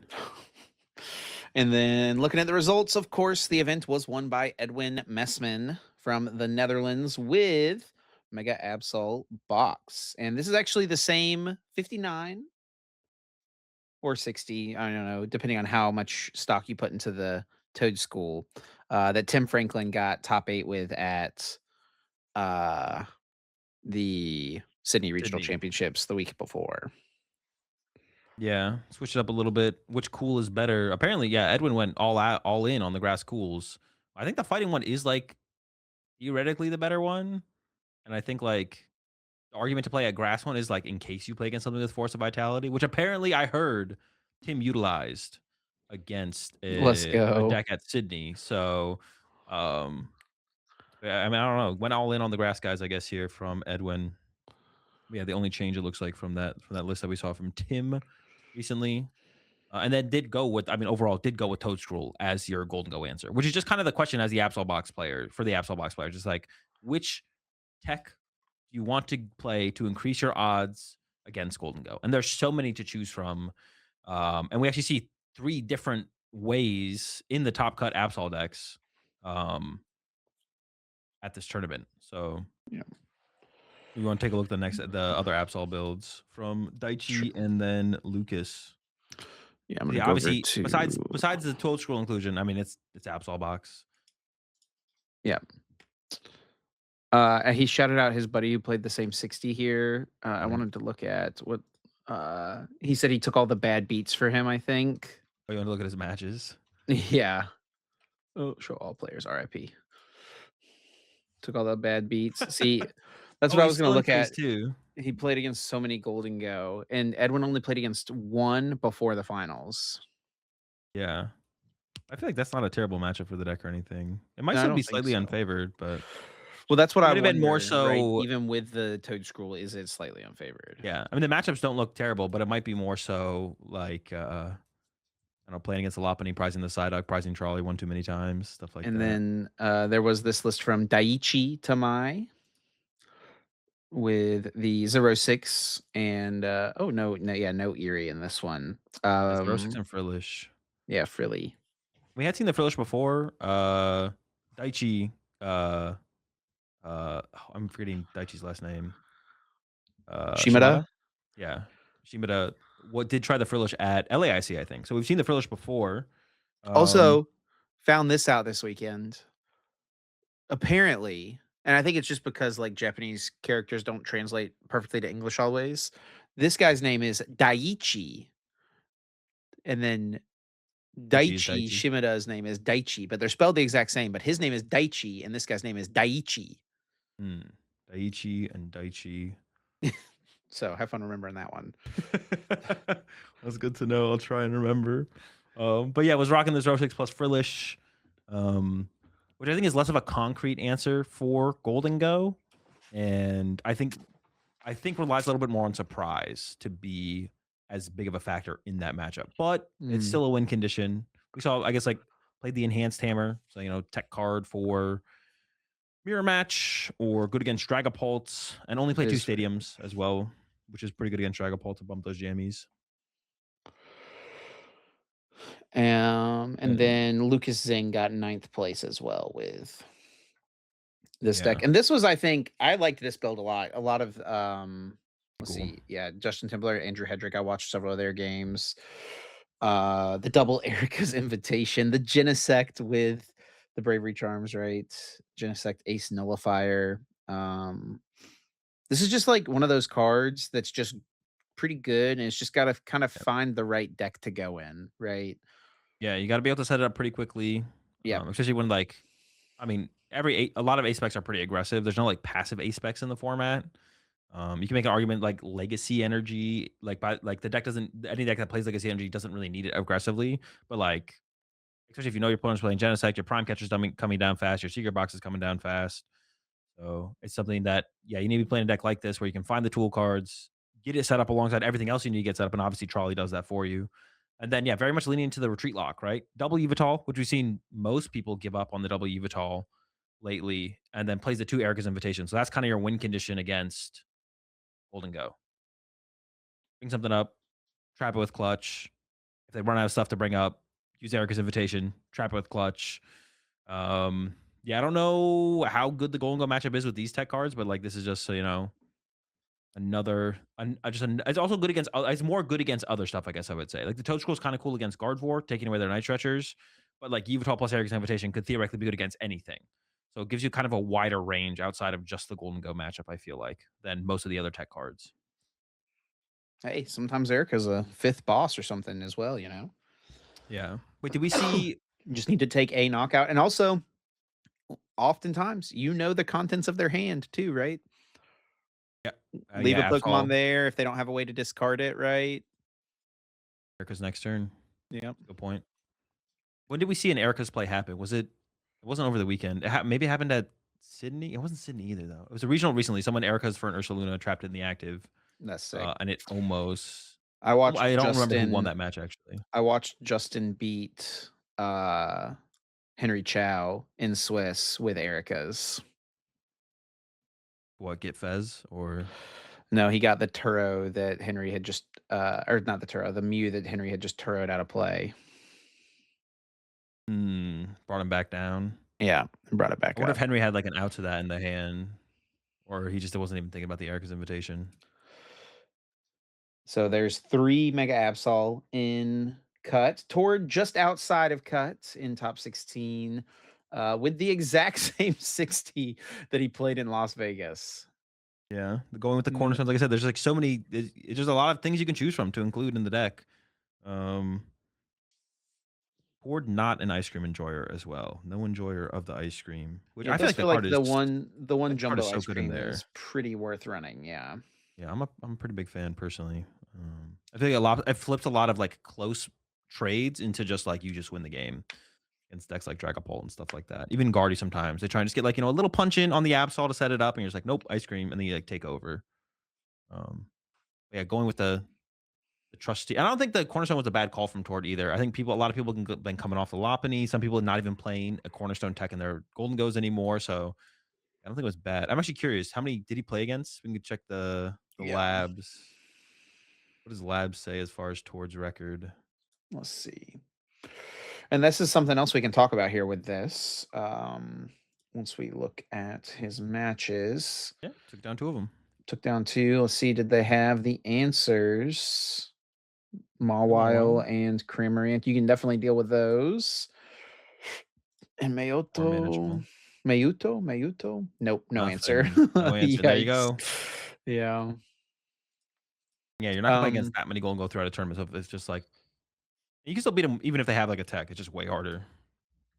so something else for us to talk about here would be the fact that X21, 11, 2, and 1 did Yeah. not make it in to top cut. We talked about this a little bit earlier at the start of the show, but pretty much anytime you get close to that threshold of like whatever the next extra Swiss round would be in the tournament handbook. So for those who don't know, if there's 4,096 players, we would get a ninth round Yeah. of phase one, and then still keep the 5 rounds of phase two, or 6 rounds of phase two. Yeah, 6 rounds of phase two. Um, and anytime we get close to that, it increases the chance of like something like this happening where people with like good records and records that are good enough to make it from phase one to phase two just are not ever going to make cut because of just how many people there are. There were Yeah, 724 people in day 2 or something like that. that's a lot. Bigger than the The f first EUIC, right? the That's first the EUIC was 499 people, dude. the phase 2 was bigger than the first UIC. The first time I thought about it when I saw that happen, I was just kinda like, "Meh, is it just a flaw of the system?" But we've had this discussion before. This theory came up last season when we had the tournament that Caleb won. X21 didn't make cut, and, like, thinking back on that, No, no, no, no, no, um no. That tournament X2 didn't make cuts. That's what the big deal was oh, there, really? It was even and further? that was before they gave us the Mm. another Swiss round. Yeah. Then we got +1 Swiss round going into this Yep. season, and it looked like, well, it seems like every tournament X21 is gonna make cut. And the reason for anyone who's, like, unfamiliar with the system, the reason it didn't happen at this one is when you're really close to getting another round of Swiss, when you're at, like, almost the maximum amount of players where you could get another round of Swiss but don't, which is basically where we were at this tournament. Because like Chip said, we need what, 4,096 or something? I do believe, yes. 98? And they were at 5 or they were at 3,988. So they're pretty close, right? They're like 100 players away. Yeah. Um, it lines up most of the time, and it does depend on the tie rate a little bit as well. And there was a lower tie rate at this event. I guess we should mention lower tie rate at this event for a while, I think. I don't think we've seen it was like 13 point something. The tie rate was pretty low, like 15, 16 was the average last season. And they did implement 45-minute turn one deck searches and +3 after 45-minute. 45-second deck search. 45-second deck search. That's right. They changed it from 45 minutes to 45 seconds. Now we have the 45-second deck search, and um, you get +3 turns after time is called in the round. So the tie rate definitely seems like it. We'll see. Well, you have to keep track of it. We'll see how future tournaments play out. But the tie rate was down from the average, and that leads to the less ties there is, the better record you need to make cut because there's more points in the pool of points to for players to have access to. So that could also be a factor here for being really close to the next round of Swiss. Almost 4,098 players, 100 players away, plus lower tie rate equals higher record to make cut. Um, yeah. But I think it's one of those things where it's like a flaw of the system. I think you could make an argument. Maybe the record of X21 should just be into cut, but I think it's maybe just a flaw of the system. Because yeah, was the argument last time X2? I guess it was X2, right? Where it's Yeah, like I don't think that it necessarily should be that, like, X21 guarantees. guarantees. I think, Yeah, like, it's just kind of a bummer it worked out like this. yeah. Hopefully, they just give For the us most more part, it's not gonna room. happen, right? Yeah, Like, more rounds is always gonna be better, right? And then there's yeah, always gonna be someone who's just outside, and it's gonna be like, "Oh, it feels bad, like, they had such a yeah, good record and they didn't get in." You gotta just cut it off somewhere. It does feel bad. Um, X21 is like what you need for making it phase 1 to phase 2. And then another part of this too is how many people tied from phase 1 into phase 2. And there's a lot of people talking about that on Twitter hot about, ties. like, why are all these people IDing from phase 1 into phase 2? It's so unlikely they're going to make cut and all this stuff. And you just have to remember, and I think this goes back to a little bit of what our discussion was about last week. Not everyone's goal is to win the tournament. Some Yeah, people just want to place as high as they possibly can, and playing more rounds of Pokemon on the next day gives them the best chance to do that. Some people just want to continue competing, right? Some people just want to lock up a certain amount of championship points to try to secure their world's invitation, right? Um, yeah. There's definitely nothing wrong with IDing into to phase 2. I don't know why people care so much about it, to be honest. Yeah, like they can't make top cut, but like yeah. I think I think it'd be unfortunate for some players to go like, I bet some people ID'd thinking they could, for sure. I bet some people ID'd because every other tournament this year so far, X21 or better has made, Let's see top if cut any of or these been into X2 ASIM. let's see if any of these 34 pointers went 6-0 or if they came in at X21. Yeah. Print So did not. yeah, I bet some players did though, for sure. They probably ID'd and were like, "Whose name did you click on there?" They went, "Oh, that had to be a different player. Yes. There's no Yeah, way that they were was the top." guy we were looking at that was Edwin's Oh, friend. okay, okay. I was like, "How's Yeah. that possible? How are they 12th?" Um, I just reloaded the page because it was lagging like crazy. Also, did you hear Makani's story? He told us that the yeah. one round that he lost before uh cut Yeah. this round. He slept through the reason he lost is because he fell asleep, bro, in the venue and missed his round. That is pretty crazy. Like, how was he not like I just don't even know how that happens. There's so many factors that have to line up for that to happen. He had to be, like, not at a round table. He had to have no one, like, notice he was asleep when the round went up. He had to not be, like, sitting with friends or, like, talking to friends at all. He just had, like he had to be super He had to have, isolated like, and then, gone like to, like, the yeah, edge of the hall and just, like, bummed it up against the corner and just put his hood on and then actually fall asleep, like, and, like, I feel like but then, yeah, brought it back, right? Made it to cut, lost to Liam there, and but yeah, honestly, what a someone was comeback. talking we were talking about this backstage, and I don't remember who it was, but they were like, honestly, like, if he was that tired, him sleeping True. probably helped him win those next rounds that he And this maybe wouldn't have, right? a similar discussion came up on my stream about Tord. Like, maybe Tord should just concede round 1, so he doesn't go on stream and everyone knows what his deck is. Just concede round 1. He doesn't go on stream round 2 like he He did didn't at go this on stream tournament. round 1. No, he went on stream round 2 though. But if he concedes round Yeah. 1, he won't go on stream until, like, phase 2 probably, right? So, Yeah, yeah. I don't know, it could be something to think about. Tord's win rate might increase if he just doesn't play round 1, just scoops it up round 1. Maybe he should just sleep in and then go to sleep. I don't know, it could be something there. For Tord specifically. I wouldn't Mhm. recommend anyone else do that. So none of those 16 or 34 match point players came in at X21, but this one did. And that makes the most sense because they were 17th place. So they would have, Yeah. hey, even if 34 points had been the cutoff, right? They still would have been the bubble because it's hard cutoff at 16 players. They were 17th. Yeah, but it was like one opponent's win away from being better than Ian's. Like, it's still Yeah. pretty close. Yo, they hit the Diplin round 1 of phase 2. Okay, Kevin with the dippy. The dippy getting dippy with Oh it. no, Seven that's a hurt. Sea King. Is there even Diplin in there? There might be is it the thin Diplin? Oh yeah, The Thiplin. the Thiplin right there. More king than All dip. I'll say is whenever I was grinding Sarah Ledge on PTCG Live, I hated it when I would just queue into this deck, dude. This matchup is so unwinnable for Sarah Ledge. It's like unbelievable. Kevin confirmed farming chip on ladder. It's possible, honestly. um, But yeah, let's look at the rest of the decks here. Unless you have something else you want to say about the 34 match points thing. yeah, I think it's just unfortunate. I mean, just give us like I feel like I don't know where the margin was, like, if they expected the extra round of Swiss for phase 1 or not, or, like, if they put the cap at a point where they knew it probably wouldn't hit.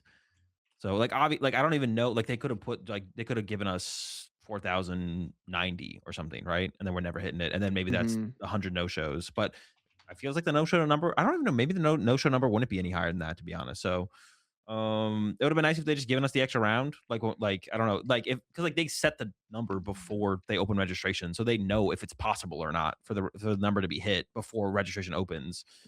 So I mean, it would just been cool to see the extra round happen. It would have been cool to see that, and it definitely would have happened, right? If they registration was just like 200 more players, 200 more spots open for registration, we would have hit it. Maybe they're not ready to do it though. Maybe they just need like they give us one more season or give us till NAIC, whatever it might be, before we give you guys like a 5K player tournament, or whatever it might be. But yeah. Kind of unfortunate, but I think it's just one of the things where it's a flaw of a system, but no system's perfect. For sure. Then Drew Stevenson got second place. And I think it's pretty safe to say at this point Breakout player of that the year. yeah, Drew's made himself like top player from the UK right now. Like he's the number one Yeah, player in he the is. UK right now for sure. Yeah. It would actually been crazy if UK got back to back First at dubs. two of it. Yeah, yeah. Yeah. Yeah, I don't what we Too were much. joking last week. It had been like 9 years since the Yeah. last UK dub. Yeah, Ethan Wild And then Ethan clutching up got the win. yeah. I don't And think then it's gonna be 9 more years. I think Drew Stevenson is definitely gonna win a major in the next couple no, of years, that's like, for sure. I'm pretty sure TPCI confirmed the UK can only win once every 9 years. It's like a thing. They can't it Yeah. won't be possible. Like, yeah.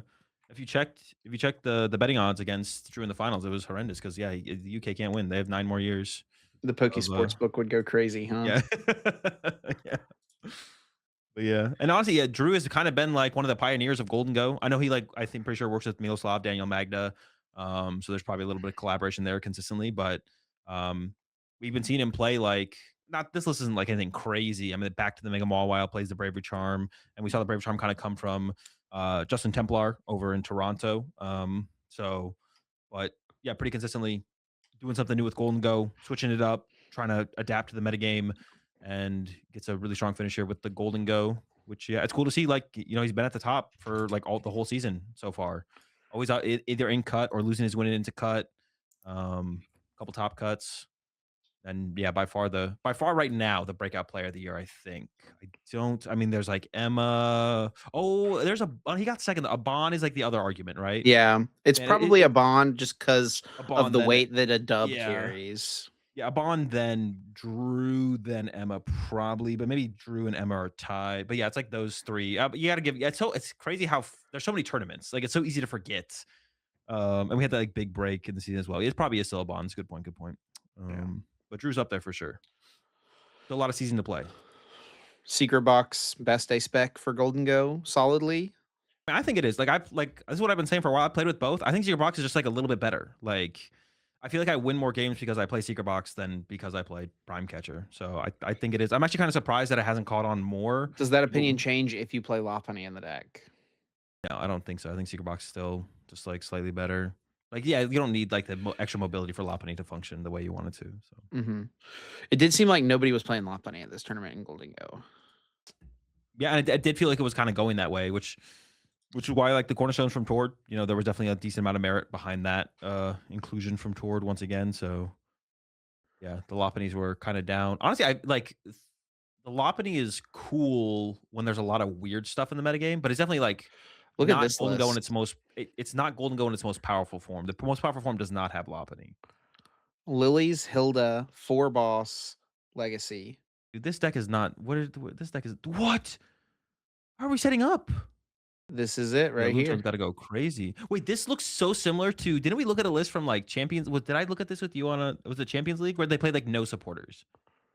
Like I feel like at the most recent Champion League, there was a Golden Go list that just played no. Maybe. That does sound familiar.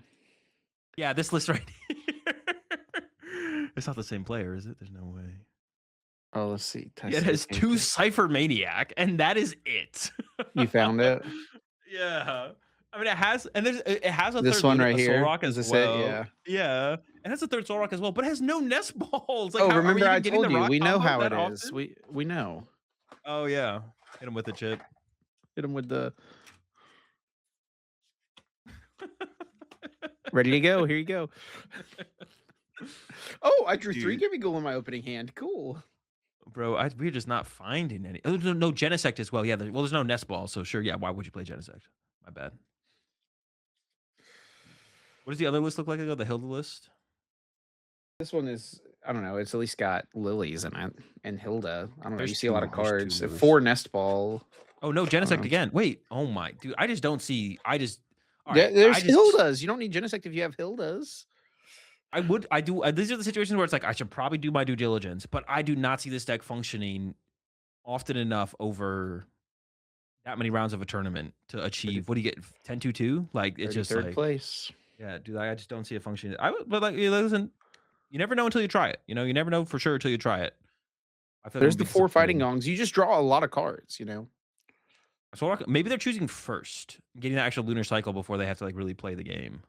Maybe that's part of it. That But is they have 3 Soul possible. Rock. We're trying to attack turn with Soul Rock. Right? We play 3 of these things. I'm not on labs anymore. Okay. But yeah, just the one Golden Go in cut. No Dragapult in cut, which is interesting. Dude, Europe, what are we doing? Come on. This I is mean, their I'm not region, right? against it, but like, yeah. And Mustafa was almost the player to make cut with Dragapult. Well, actually, I don't know who else was on the winning end. There might have been more Dragapults on the winning end, but Mustafa was on the winning end. I think there were more. Paolo? I want to say like Maybe. Michael, Ethan. yeah, maybe some of these guys. I do not remember for sure. Oh, one thing I was gonna say, I think it does make a little bit of sense because Absol is favored against Dustinor, and Absol had a really good tournament this time around. I think, like I said, people have figured like Golden Go was less teched for Absol teching for it, less Lopunnies. Some people not even playing a Mawile or a Lopunny, so the Toad Scrolls are hitting harder. All the other tech cards are hitting harder. The Cornerstones from Tord, whatever. So I think that has a decent amount to do with Dragapult's lack of success. It's just it was a good day for Mega Absol if you had a good tech card inclusion overall, and then you have a good Pult Magic Sure. as well. Then we've got a couple Zoroarks, actually the same 60 for Zoroark in Top Cut. We got fourth place from Liam, sixth place from Christian, and it's a Darmanitan build. Pretty big change up from the Lopunny Toad Scroll that Liam was running in Toronto. Yeah, back to Um, the what he was running in Vegas, right? yeah, Or yeah, I think so. Or yeah, was it but one of the no, European tournaments where no, I think it was Vegas. Darmanitan was a thing? Okay. Couple adjustments though. No Arva, no Evo. Back to the it's a Lily build with Cyranos. So it's not whether you play Lilies or Cyranos now. You play both. You get everything in there. Um and yeah, the Darmanitan build, which is definitely the coolest build of Zoroark. No Zekrom, no problem, I guess, right? Like still able two of the better Zoroark players we've been seeing recently in cut. Liam kind of the Zoroark guy, right? So seeing him do it once again with Zoroark is pretty cool. And yeah, pretty sick build overall for sure. It only gets better. Very true. You And mentioned I was gonna say you mentioned Christian. I was just say Canada had a pretty good representation, I think, at the tournament in general with Jackson and Lucas also there. yeah, very true. Yeah, let's I guess we'll stay on Canada theme here and we'll look at the Charizard Noctowl build from Jackson. Yeah, the big inclusion here is the water pawn alongside. I feel like Galapagos. I feel like you just don't see this. Usually, when you see the water pawn, you see the crystal. You water pawn with Dusknoir and Charizard in this deck isn't unheard of.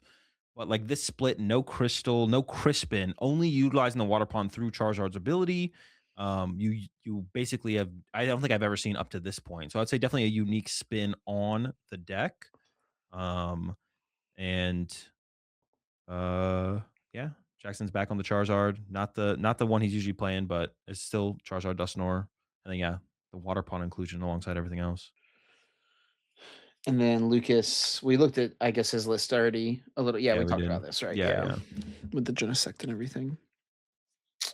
And then we've got Oscar Madsen here with the Dragapult Charizard. He's been one of the big uh believers of this deck, proponents of this deck. Oh, look at this. Seventh place and who's that? 628th place. Sure, Jesper, yeah. Congrats on the day too, Jesper. Um Hey, he got his second place at yeah, I would say the pioneer of Poltzard, I think. Like I don't think yeah, anyone for was sure. as like no one's doing it like Oscar is with the Poltzard. I was gonna say one of the pioneers, but he's like the pioneer and continues to innovate. Ace rolls mischief in the deck, which is a card you just don't see, not just in Pulsar, but literally at all. But it's a very Yeah. powerful card if you can make it work. It was at Stuttgart. Yep. It was in Sarah. Didn't we talk about Hey, this? no, why would we have talked about that?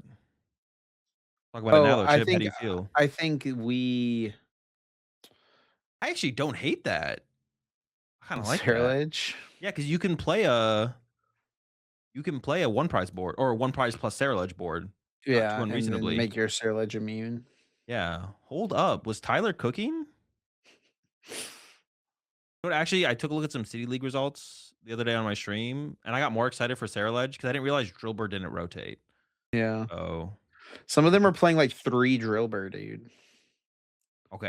I had not seen that. That I is saw I crazy. literally one of the first Sarah Ledge lists, and maybe it was an outlier, but the first Sarah Ledge City League deck I clicked on had 3 Drillbur in it. Jeez. I saw one with one Drillbur, and I was like, oh, wait, we still have Drillbur? Sarah Ledge is sick. And then I saw another list without Drillbur, and I was like, this list sucks, bro. There's no Drillbur in this list. That's the extent of Drillbur I saw, though. 3 It's Drillbur is a lot. In case you open one, you still have 2, I guess, right? Like you need yeah, there you go. There you go. your starting odds have to be miserable with 3 Drillburs, though. And then we got Makani Tran with holy cow, look at this list of players. Guardy. Yep. The Guardy deck. It's the same one. The same. Yeah, it's the same 60 he played in Toronto. Yeah. And oh wait, no. In Toronto, that's right. He played research Yeah. over one of the Over lilies, Lily. right? Yeah. Yeah. So he Yeah. went to the H Chow build with all Lily. Yeah. Speaking of like long lists, what was it? The Alexander Yeah. Poltzard broke 100 players, I think. Is it Oh yeah, this one? Paolo was playing Yeah. it, right? Yeah. Disgusting. Look at all these bots. No, it's really cool. It is cool to see though, like how big the game is. This is why Limitless has killed the game, right? And is terrible for the Yeah, killed the game. game, terrible for the game, one of the worst That's what things you ever. saw, dude. That's what you said on Twitter. I saw it. Yeah, no, I was obviously joking though. I literally even did like a clarifying tweet to it. I think Limitless and what I Robin think Schultz a has lot of done for the people did game. not know you were dude, so Oh many yeah, I you don't think make so. those tweets all the time and people don't know you're joking, man. They Yeah, no, don't I think know. Limitless and everything Robin Schultz has done for the game is literally the best thing to happen to the game. Besides maybe, Dude, Mahone was like, "The game is cooked, man." I think Mahone was maybe playing into it. I think Mahone was playing into it, hopefully. But yeah, what Robin Schultz has done and Limitless, best thing for the game ever, except for maybe um Miloslav pointed this out on Twitter. Logan Paul. Logan Paul might be number one. I'm not gonna lie. Not that it's a not it's like Yeah. not that it's a good influence, but a Any lot of the growth publicity of is the good game. publicity, right? Yeah, this is true. This is true. And depending on who you ask, it is good publicity, but Who's listening to you this could argue otherwise podcast right now because of because of Logan Logan Paul. Paul? Sound off in the comments. There's got to be at least one. It's no shame, no shame, no shame, no shame. Not trying to shame anyone. Um, as you can tell, I'm not a huge fan, but where we at? Guardy jellies or the jellies? Then there was jelly guardies, right? Brent just Yeah. out of cut, Yeah. one in cut. Playing his same Brent deck running the still. same 60. 3 events in a row, he said. There's this build. And then I think, as always, let's just do this real quick because I do think it is always cool to go look at, even if they didn't make cut or have the best tournament, see like what some of the best players in the game decided to play. So, like Henry Chow here, still top 64. I mean, 10-3-1 He lost is the still a win-in, good right? record, you know? Like, Oh, no, he must have not lost the win-in no, the 2 rounds before. Yeah, no, he wasn't in winning he in wasn't bench in death, winning no. in. Yeah. Need to beat he lost to Justin. I Oh, no, told wait, you yeah, he that's right, did. you told me that. I thought in my head it Yeah. was flipped. I was like, "Wait, Yeah. he But did yeah, not this was play." this was really interesting. No Lily's Clefairy and LGM. I don't know, if I'm a Pulp player, I'm thank goodness I hit Henry Chow, I don't know. Maybe it does enough. Maybe there's I mean, Guardy pre-Clefairy was favored against Pult. You know what's So, funny with LGM mm, is you can put a Luminous onto a Pokemon that already has a Luminous on it, wow. and You can it's also 2 colorless energy. Genius. you can also put 6 energy on their Badoo as Yeah. well. I saw someone saying that they, like, looked at one of his games with, like, a gajillion energy on something useless like that, like a Dusknoir. I don't even remember what it was. Yeah, I mean, the LGM definitely can get there, but, like, if you don't find it and they start Badooing you and then you don't find it, you don't have Clefairy, so I don't know, I'm not convinced on the LGM, but, I mean, you have the Mega Diancie in there. Even Mega Diancie up against, like, anything that doesn't wanna KO Mega Diancie is pretty And you good. got Like 2 Artisan, like, yeah, you still have Monkey Dories, but you got that's, like, the only supporters. thing. Because like, the amount of games I've seen where it's just like, "Oh my gosh, Paul can win this." I was like, "Oh, wait, no, a Mew Clefairy attack literally obliterates their board next turn." I Um wonder if the LGM would be good in, like, some of these lists that don't play, like, only play, like, 1 Kirlia, you know? Like, would it be better Like, there? alongside Clefairy or just, like, instead of still? Instead of, yeah, if it would make more sense in that. Maybe because like, the item lock you're more susceptible to the item lock to begin with. Yeah, exactly. Yeah, I could see it. Oh, because Um, otherwise you could just TM Evo, right? Just go for the TM Evo and you're chilling. I see what you're saying. so here's Vinny Fernandez also played a Darmanitan build of Zoroark. With 1 card off, I think. I actually identified it. Oh, it's playing 1 counter catcher and 2 nest ball. Yeah, so 1 card different, I think, from what Liam ended up running. Liam and, Christian. Yep. And then, I wanted to look at, Oh, click on I think was it this event? I was gonna say, check out Yurko's Raging Balls because I thought there was something weird in it. Maybe that was last event, though. I think we talked about his deck for, the last one. Oh, he's got the Duck duck in and here. oh, I think he had Badoo last time. Yeah, that's right, yeah, he had Badoo. He's got duck this time. I wonder if he literally does that just to keep people on their toes. Because like, if you play He did against this. Yurko, you go check the Limitless page every time. Sure. Like, what was the last 60 he ran? All right, 59, and then he No, got he the brought the blue. duck though because he knew he was going to Europe. Europe, Yeah, and he's that's like, fair. "Yeah, yeah, gotta Yeah. have the duck. Gotta have Honestly, respect it. That's a good tech right there. good tech." I didn't see that. A Frostlass Monkey Yeah. Dory right here.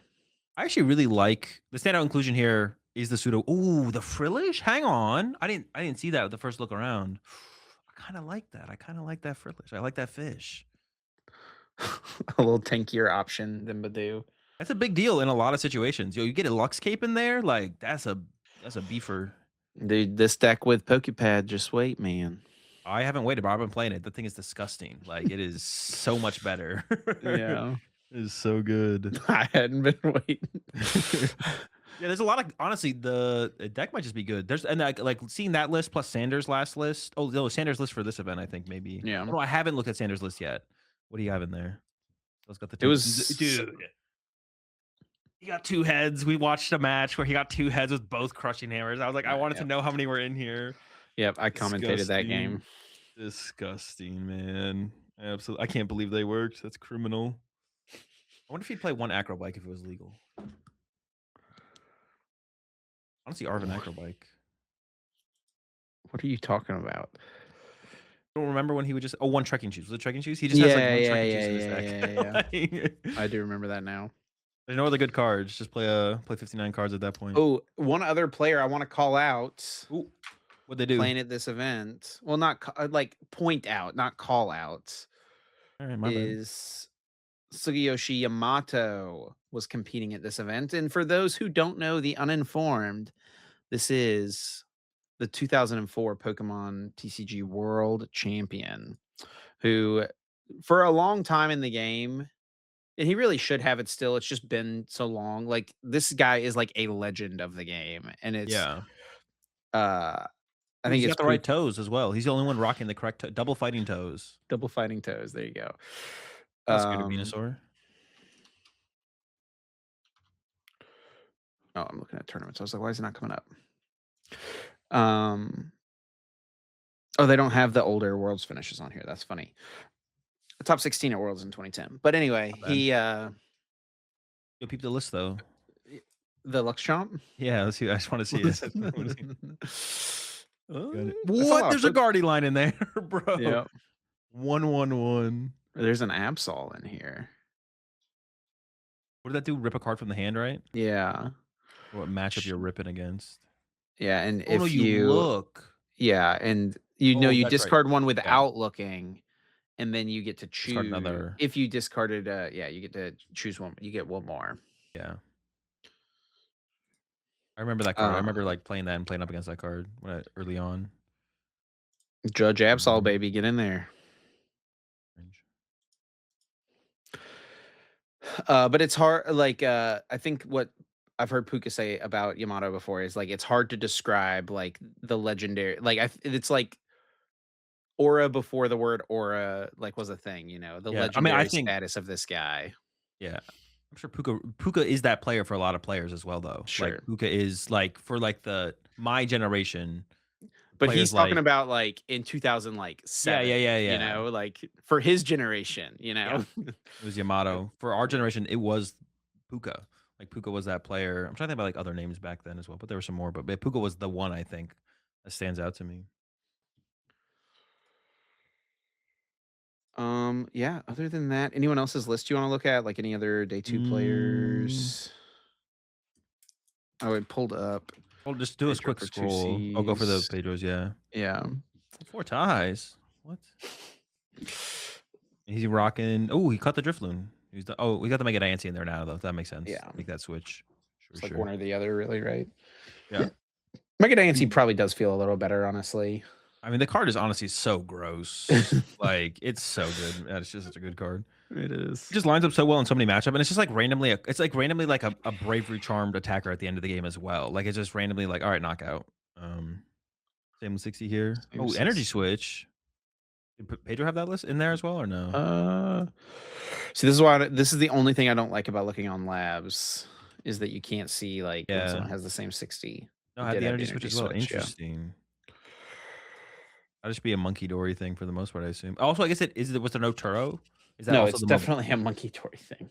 No, no, but is that, like, also, like, your mobility card to, like, if somebody gets stuck with energy, Turo, it could, like, act similar to how Turo can? Mm. I don't know.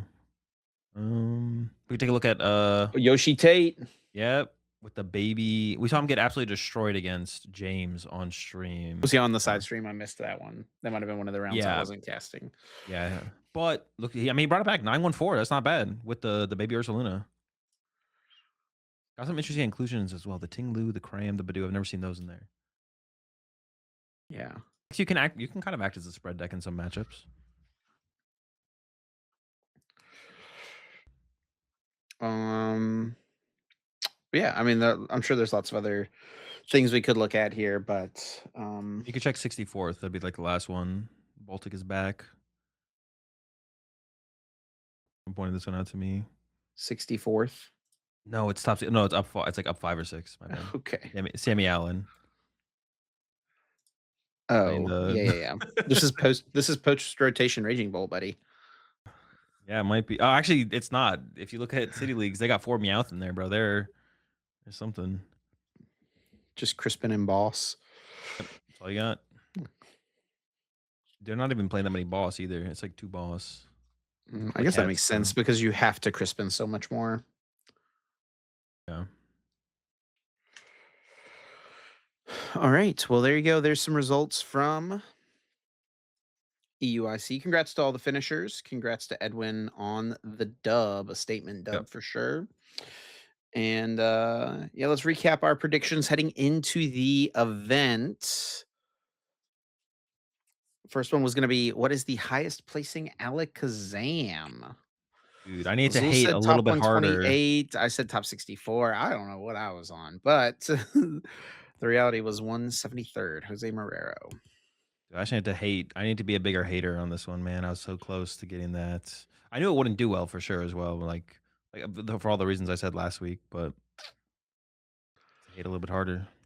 Then we've got pick a deck to make the finals of juniors slash seniors. Azul said Mega Box. I picked Golden Go. And that's funny because those were the two decks that made the finals of Masters. Yeah. And Wait, neither what of them was made the finals of seniors or juniors. We had 6 different decks in the 6 finals matches, which is kind of cool.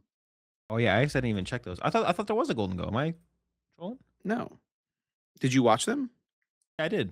I said I'm trolling, yeah, I'm trolling. Seniors was Yeah. Charizard versus Kang, where the kid prized double Charizard. Dude, that was Yeah. a heartbreaker. And then the juniors was the Marnie's Grimmsnarl versus Gardevoir, which that was a really sick 3-game set, to be honest. All 3 of the games Yeah. were very different, which was so Yeah. cool. Yeah, that's what I mentioned as well when I was, like, watching. It's like, we got to see 3 different it was, like, slow Guardy setup, slow Grim setup into, like, go, go, go in game We're 3. Yeah. smacking each other. Yeah. Yeah.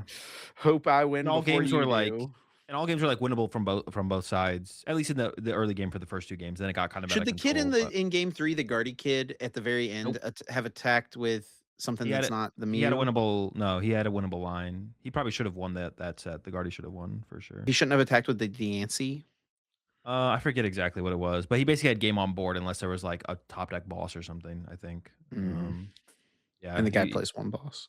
yeah, it was not, um yeah, and then Uh, the seniors match was, like I mean, they were all, like, in, like, good matches. Well, I mean, like, the double it was prize such a penalty cool victory, yeah, and then the yeah. Jacob played pretty poorly in game 2 as well. He probably should have won that one he should have won that one 2-0 pretty handily, to be honest, 'cause that matchup was, like, pretty bad for Charizard. Yeah. And then game 3, double Zard prize, but, like, there was an out, and he gave him an out when he didn't penny the Monkey Dory, he put the Bravery Charm on it instead to feed him the prize. I was like, "Oh, it could happen, he could get it." I Yeah. mean, I guess we knew he wasn't gonna get it, unless he, like, drew It his was questions really out of order, it but was a really cool one to commentate too alongside Puka because he was calling out, like, everything as it happened, like, for Jacob's side, being like, "Now, as Jacob, you could really kinda key in on the fact that my opponent yeah, has not gotten a Charizard," and really play into that and, like, put something on this, like, not bench a Monkey Dory or, like, yeah. do what he did in Bravery Charm it, right? Yeah, and he did That get was a the read. cool He one. got the read, like, He which was did. you saw the moment when he got the read too, when the entire game got the pitch out, and he laughed a little bit, like, and then yeah, Also, I mean, have to give massive props to, Marisi. I said his name wrong probably a couple times, so I do apologize. Um, who got second in seniors for like sticking it out, holding his he should hold his head high, like, like that sucks, Yeah. unwinnable situation. Yeah, but Yeah, he like tough matchup stood as his well. ground, played it out, played to his win conditions still. So I have massive respect to him for that for sure. Definitely, definitely. And then finally, we did pick a player to make cuts. And both of our players made top 64, so they got a cash on the weekend, but not playing for cuts like I'm sure they both would have liked to have had. You picked Pedro Pertusi, I picked Henry Chow. Yeah, both rocking the Guardy, which was like our big deck going into the weekend, but wasn't able to make it this time around. It's all right. I'm sure they'll be back. I don't think they're quitting the game anytime soon. So, but yeah, that's a UIC. Great event. Like I said, I think overall the gameplay was like really, really solid. That was really cool to see. Just like to have good gameplay. The secondary stream was nice to have. Like for it to be a little bit more available for everyone though. And then yeah, I mean, I guess like was there any final thoughts you had on the event besides like the actual gameplay? I don't think so. Shout outs to the Mr. Whippy ice cream truck in the venue. Was that the spot? Yes, that's what's up, bro. It was really funny. So during one of our off rounds, Puka and I walked out into the hall to like just kind of check it all out and stop by the vendors and stuff. And as we were walking back by, I was like, ice cream truck, we'll stop by, we'll get some. And it was like as a master's round was pairing. And so we were walking back down the side of the hall with like our ice cream in hand and like past shoulders with Tord. And it was like, oh, hey, what's up? And Tord like was like, oh, and like made like this like funny, like, what ice cream? Like what? Like what is Aren't y'all going supposed to be on? casting, bro? Bro, Oh, literally so the funny. casters show up at 2 p.m. to get ice cream, and it's ridiculous, man. Hey, Players bro, out I here in showed the up at trenches, 7 6 AM a.m. and left at 10 o'clock, so Oh, you deserve an ice cream chip. You're right, my yeah, there we go. bad. Um, yeah, EUIC was sick. I wish they had more vendors. That's one thing I will say. There was 4 vendors, and so it was just, like, impossible to get to the table, like, the entire time. It was, like, Yeah. 4 people deep to try to see the card cases.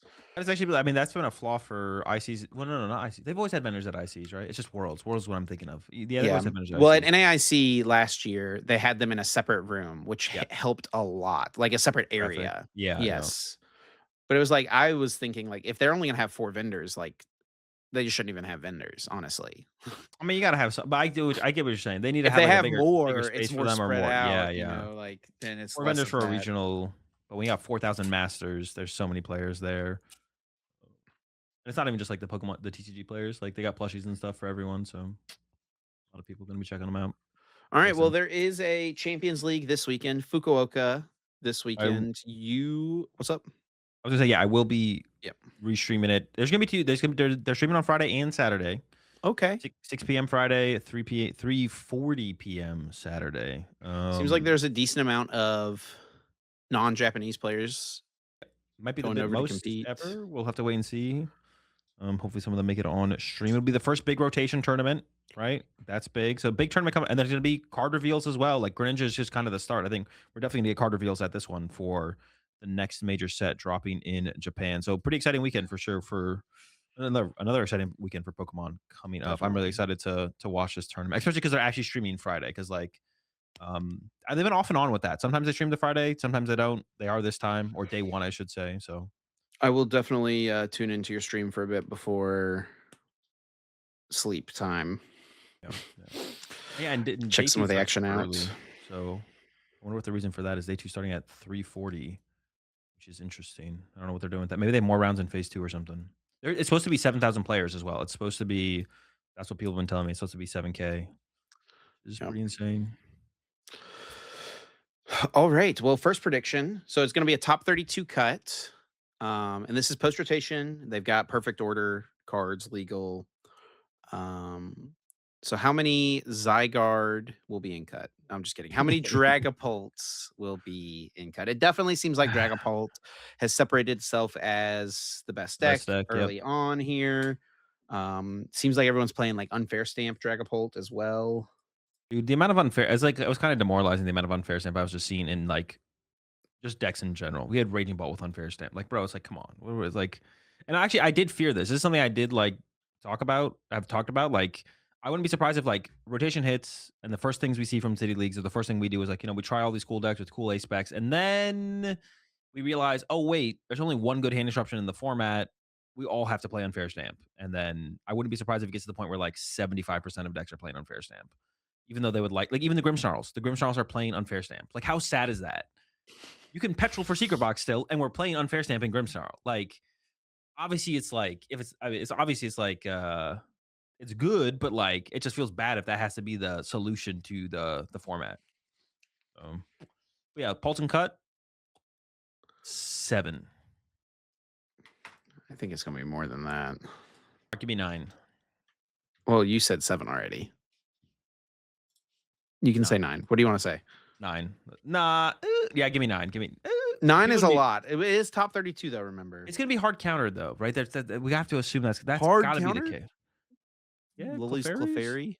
or if you're Henry Chow, put a LGM in there, move it around. They don't have luminous energy anymore. It doesn't work. No, you just move. They still have to stack 2 energy on a Dragon Ball to attack with it. Just keep, Yeah, sure. But I think like part of why it's good is because of dude. like It's all ending up on Badu anyways. Like, what is he gonna do with Luminous or basic energy? He's holding it down maybe though it for is the a little bit squad. better because there's no what's it called? Neo upper in these lists. They do have So Crispins now though, I guess, right? So they do have the. they can still make him in one turn. Okay, yeah, sure. They probably just sit on all the energy until they can Crispin you. Yeah. Yeah, they My cook guess. you for sure with that. Yeah. All right, what And are you you don't saying? have How many? Give me a number. actually. You know, what would be the ultimate tech for that to reverse That's not a tech them. number. You're saying a lot of words that are TM not a number. blindside on the Badu. So then it just crisis Team punch blindside Badu. rotates. I know. I'm saying if it didn't rotate, crisis punch Badu. You know what I'm saying? Doesn't blindside make don't the Pokemon have to have damage on them, or is it just 100 It's snipe? not good, Chip. It's just a meme. All right, I'm going with 7. My initial guess was 7. 6? No, 7. I'm gonna go with 8. Bodied. Okay. All right. Now pick a non-Pult deck to make cut. Some easy ones. I'm gonna go with Venusaur. Venusaur. Let's go Venusaur. Venusaur. That's a crazy one. There's some obvious easy guesses, but let's get out there a little bit. Ooh, I'm gonna pick a Starmie deck. Mega Starmie deck. Yeah, Mega Ooh, Starmie. everyone went to include Shaman initially, but now we're coming around to the everyone's like, well, Starmie's not being played right now. Cut the Yep. Shamans. There you go. It's a good call, Chip. It's a good call. I like it. And then highest placing a spec, excluding unfair stamp. Yeah, once again, there are some easy guesses here. But we got to get creative. I'm I gonna don't know if they're easy go. guesses for me though, because you've been looking at all these City League lists and I hadn't been. Oh, that's true. There are some easy guesses here. I'm gonna go with. Gotta get creative here. Well, I already predicted the Venusaur, so I could say Max Rod. I'm gonna go with Legacy Energy. Yo, Max Rod with B drill? Seems like overkill. I don't know. Actually, you Maybe know not. what? That actually doesn't sound that bad. You might be cooking. You might be Exactly. cooking. By the way, You're going actually, with what else what? do we have? Night Stretcher? Yeah. You know, I think you cooked. You Just can also give it play to me. but you could play Legacy Energy in there. Legacy sounds kind of good too. Throw off the prize trade. Legacy doesn't seem bad, yeah. Well, does it really throw off the prize trade though? Because they're gonna KO a little And guy at some point, right? So like if they kill the little guy, maybe you win anyways, and it's only when they don't kill the little guy that you fall behind. Then you sure. just beat him with Legacy. Although the Max Rod does make a lot of sense. It's got good synergy for sure. But yeah, what I say? Legacy Energy. Yeah, Legacy Energy. No, that's too far out there. I can't go that far. Give me. No, I'm locking in Legacy Energy. Locking in the legacy energy. I'm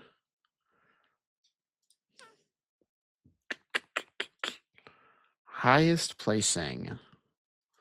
I mean, just give me the best A spec Lame. prime catcher. Ooh. Okay. I thought you were gonna go with the secret box, but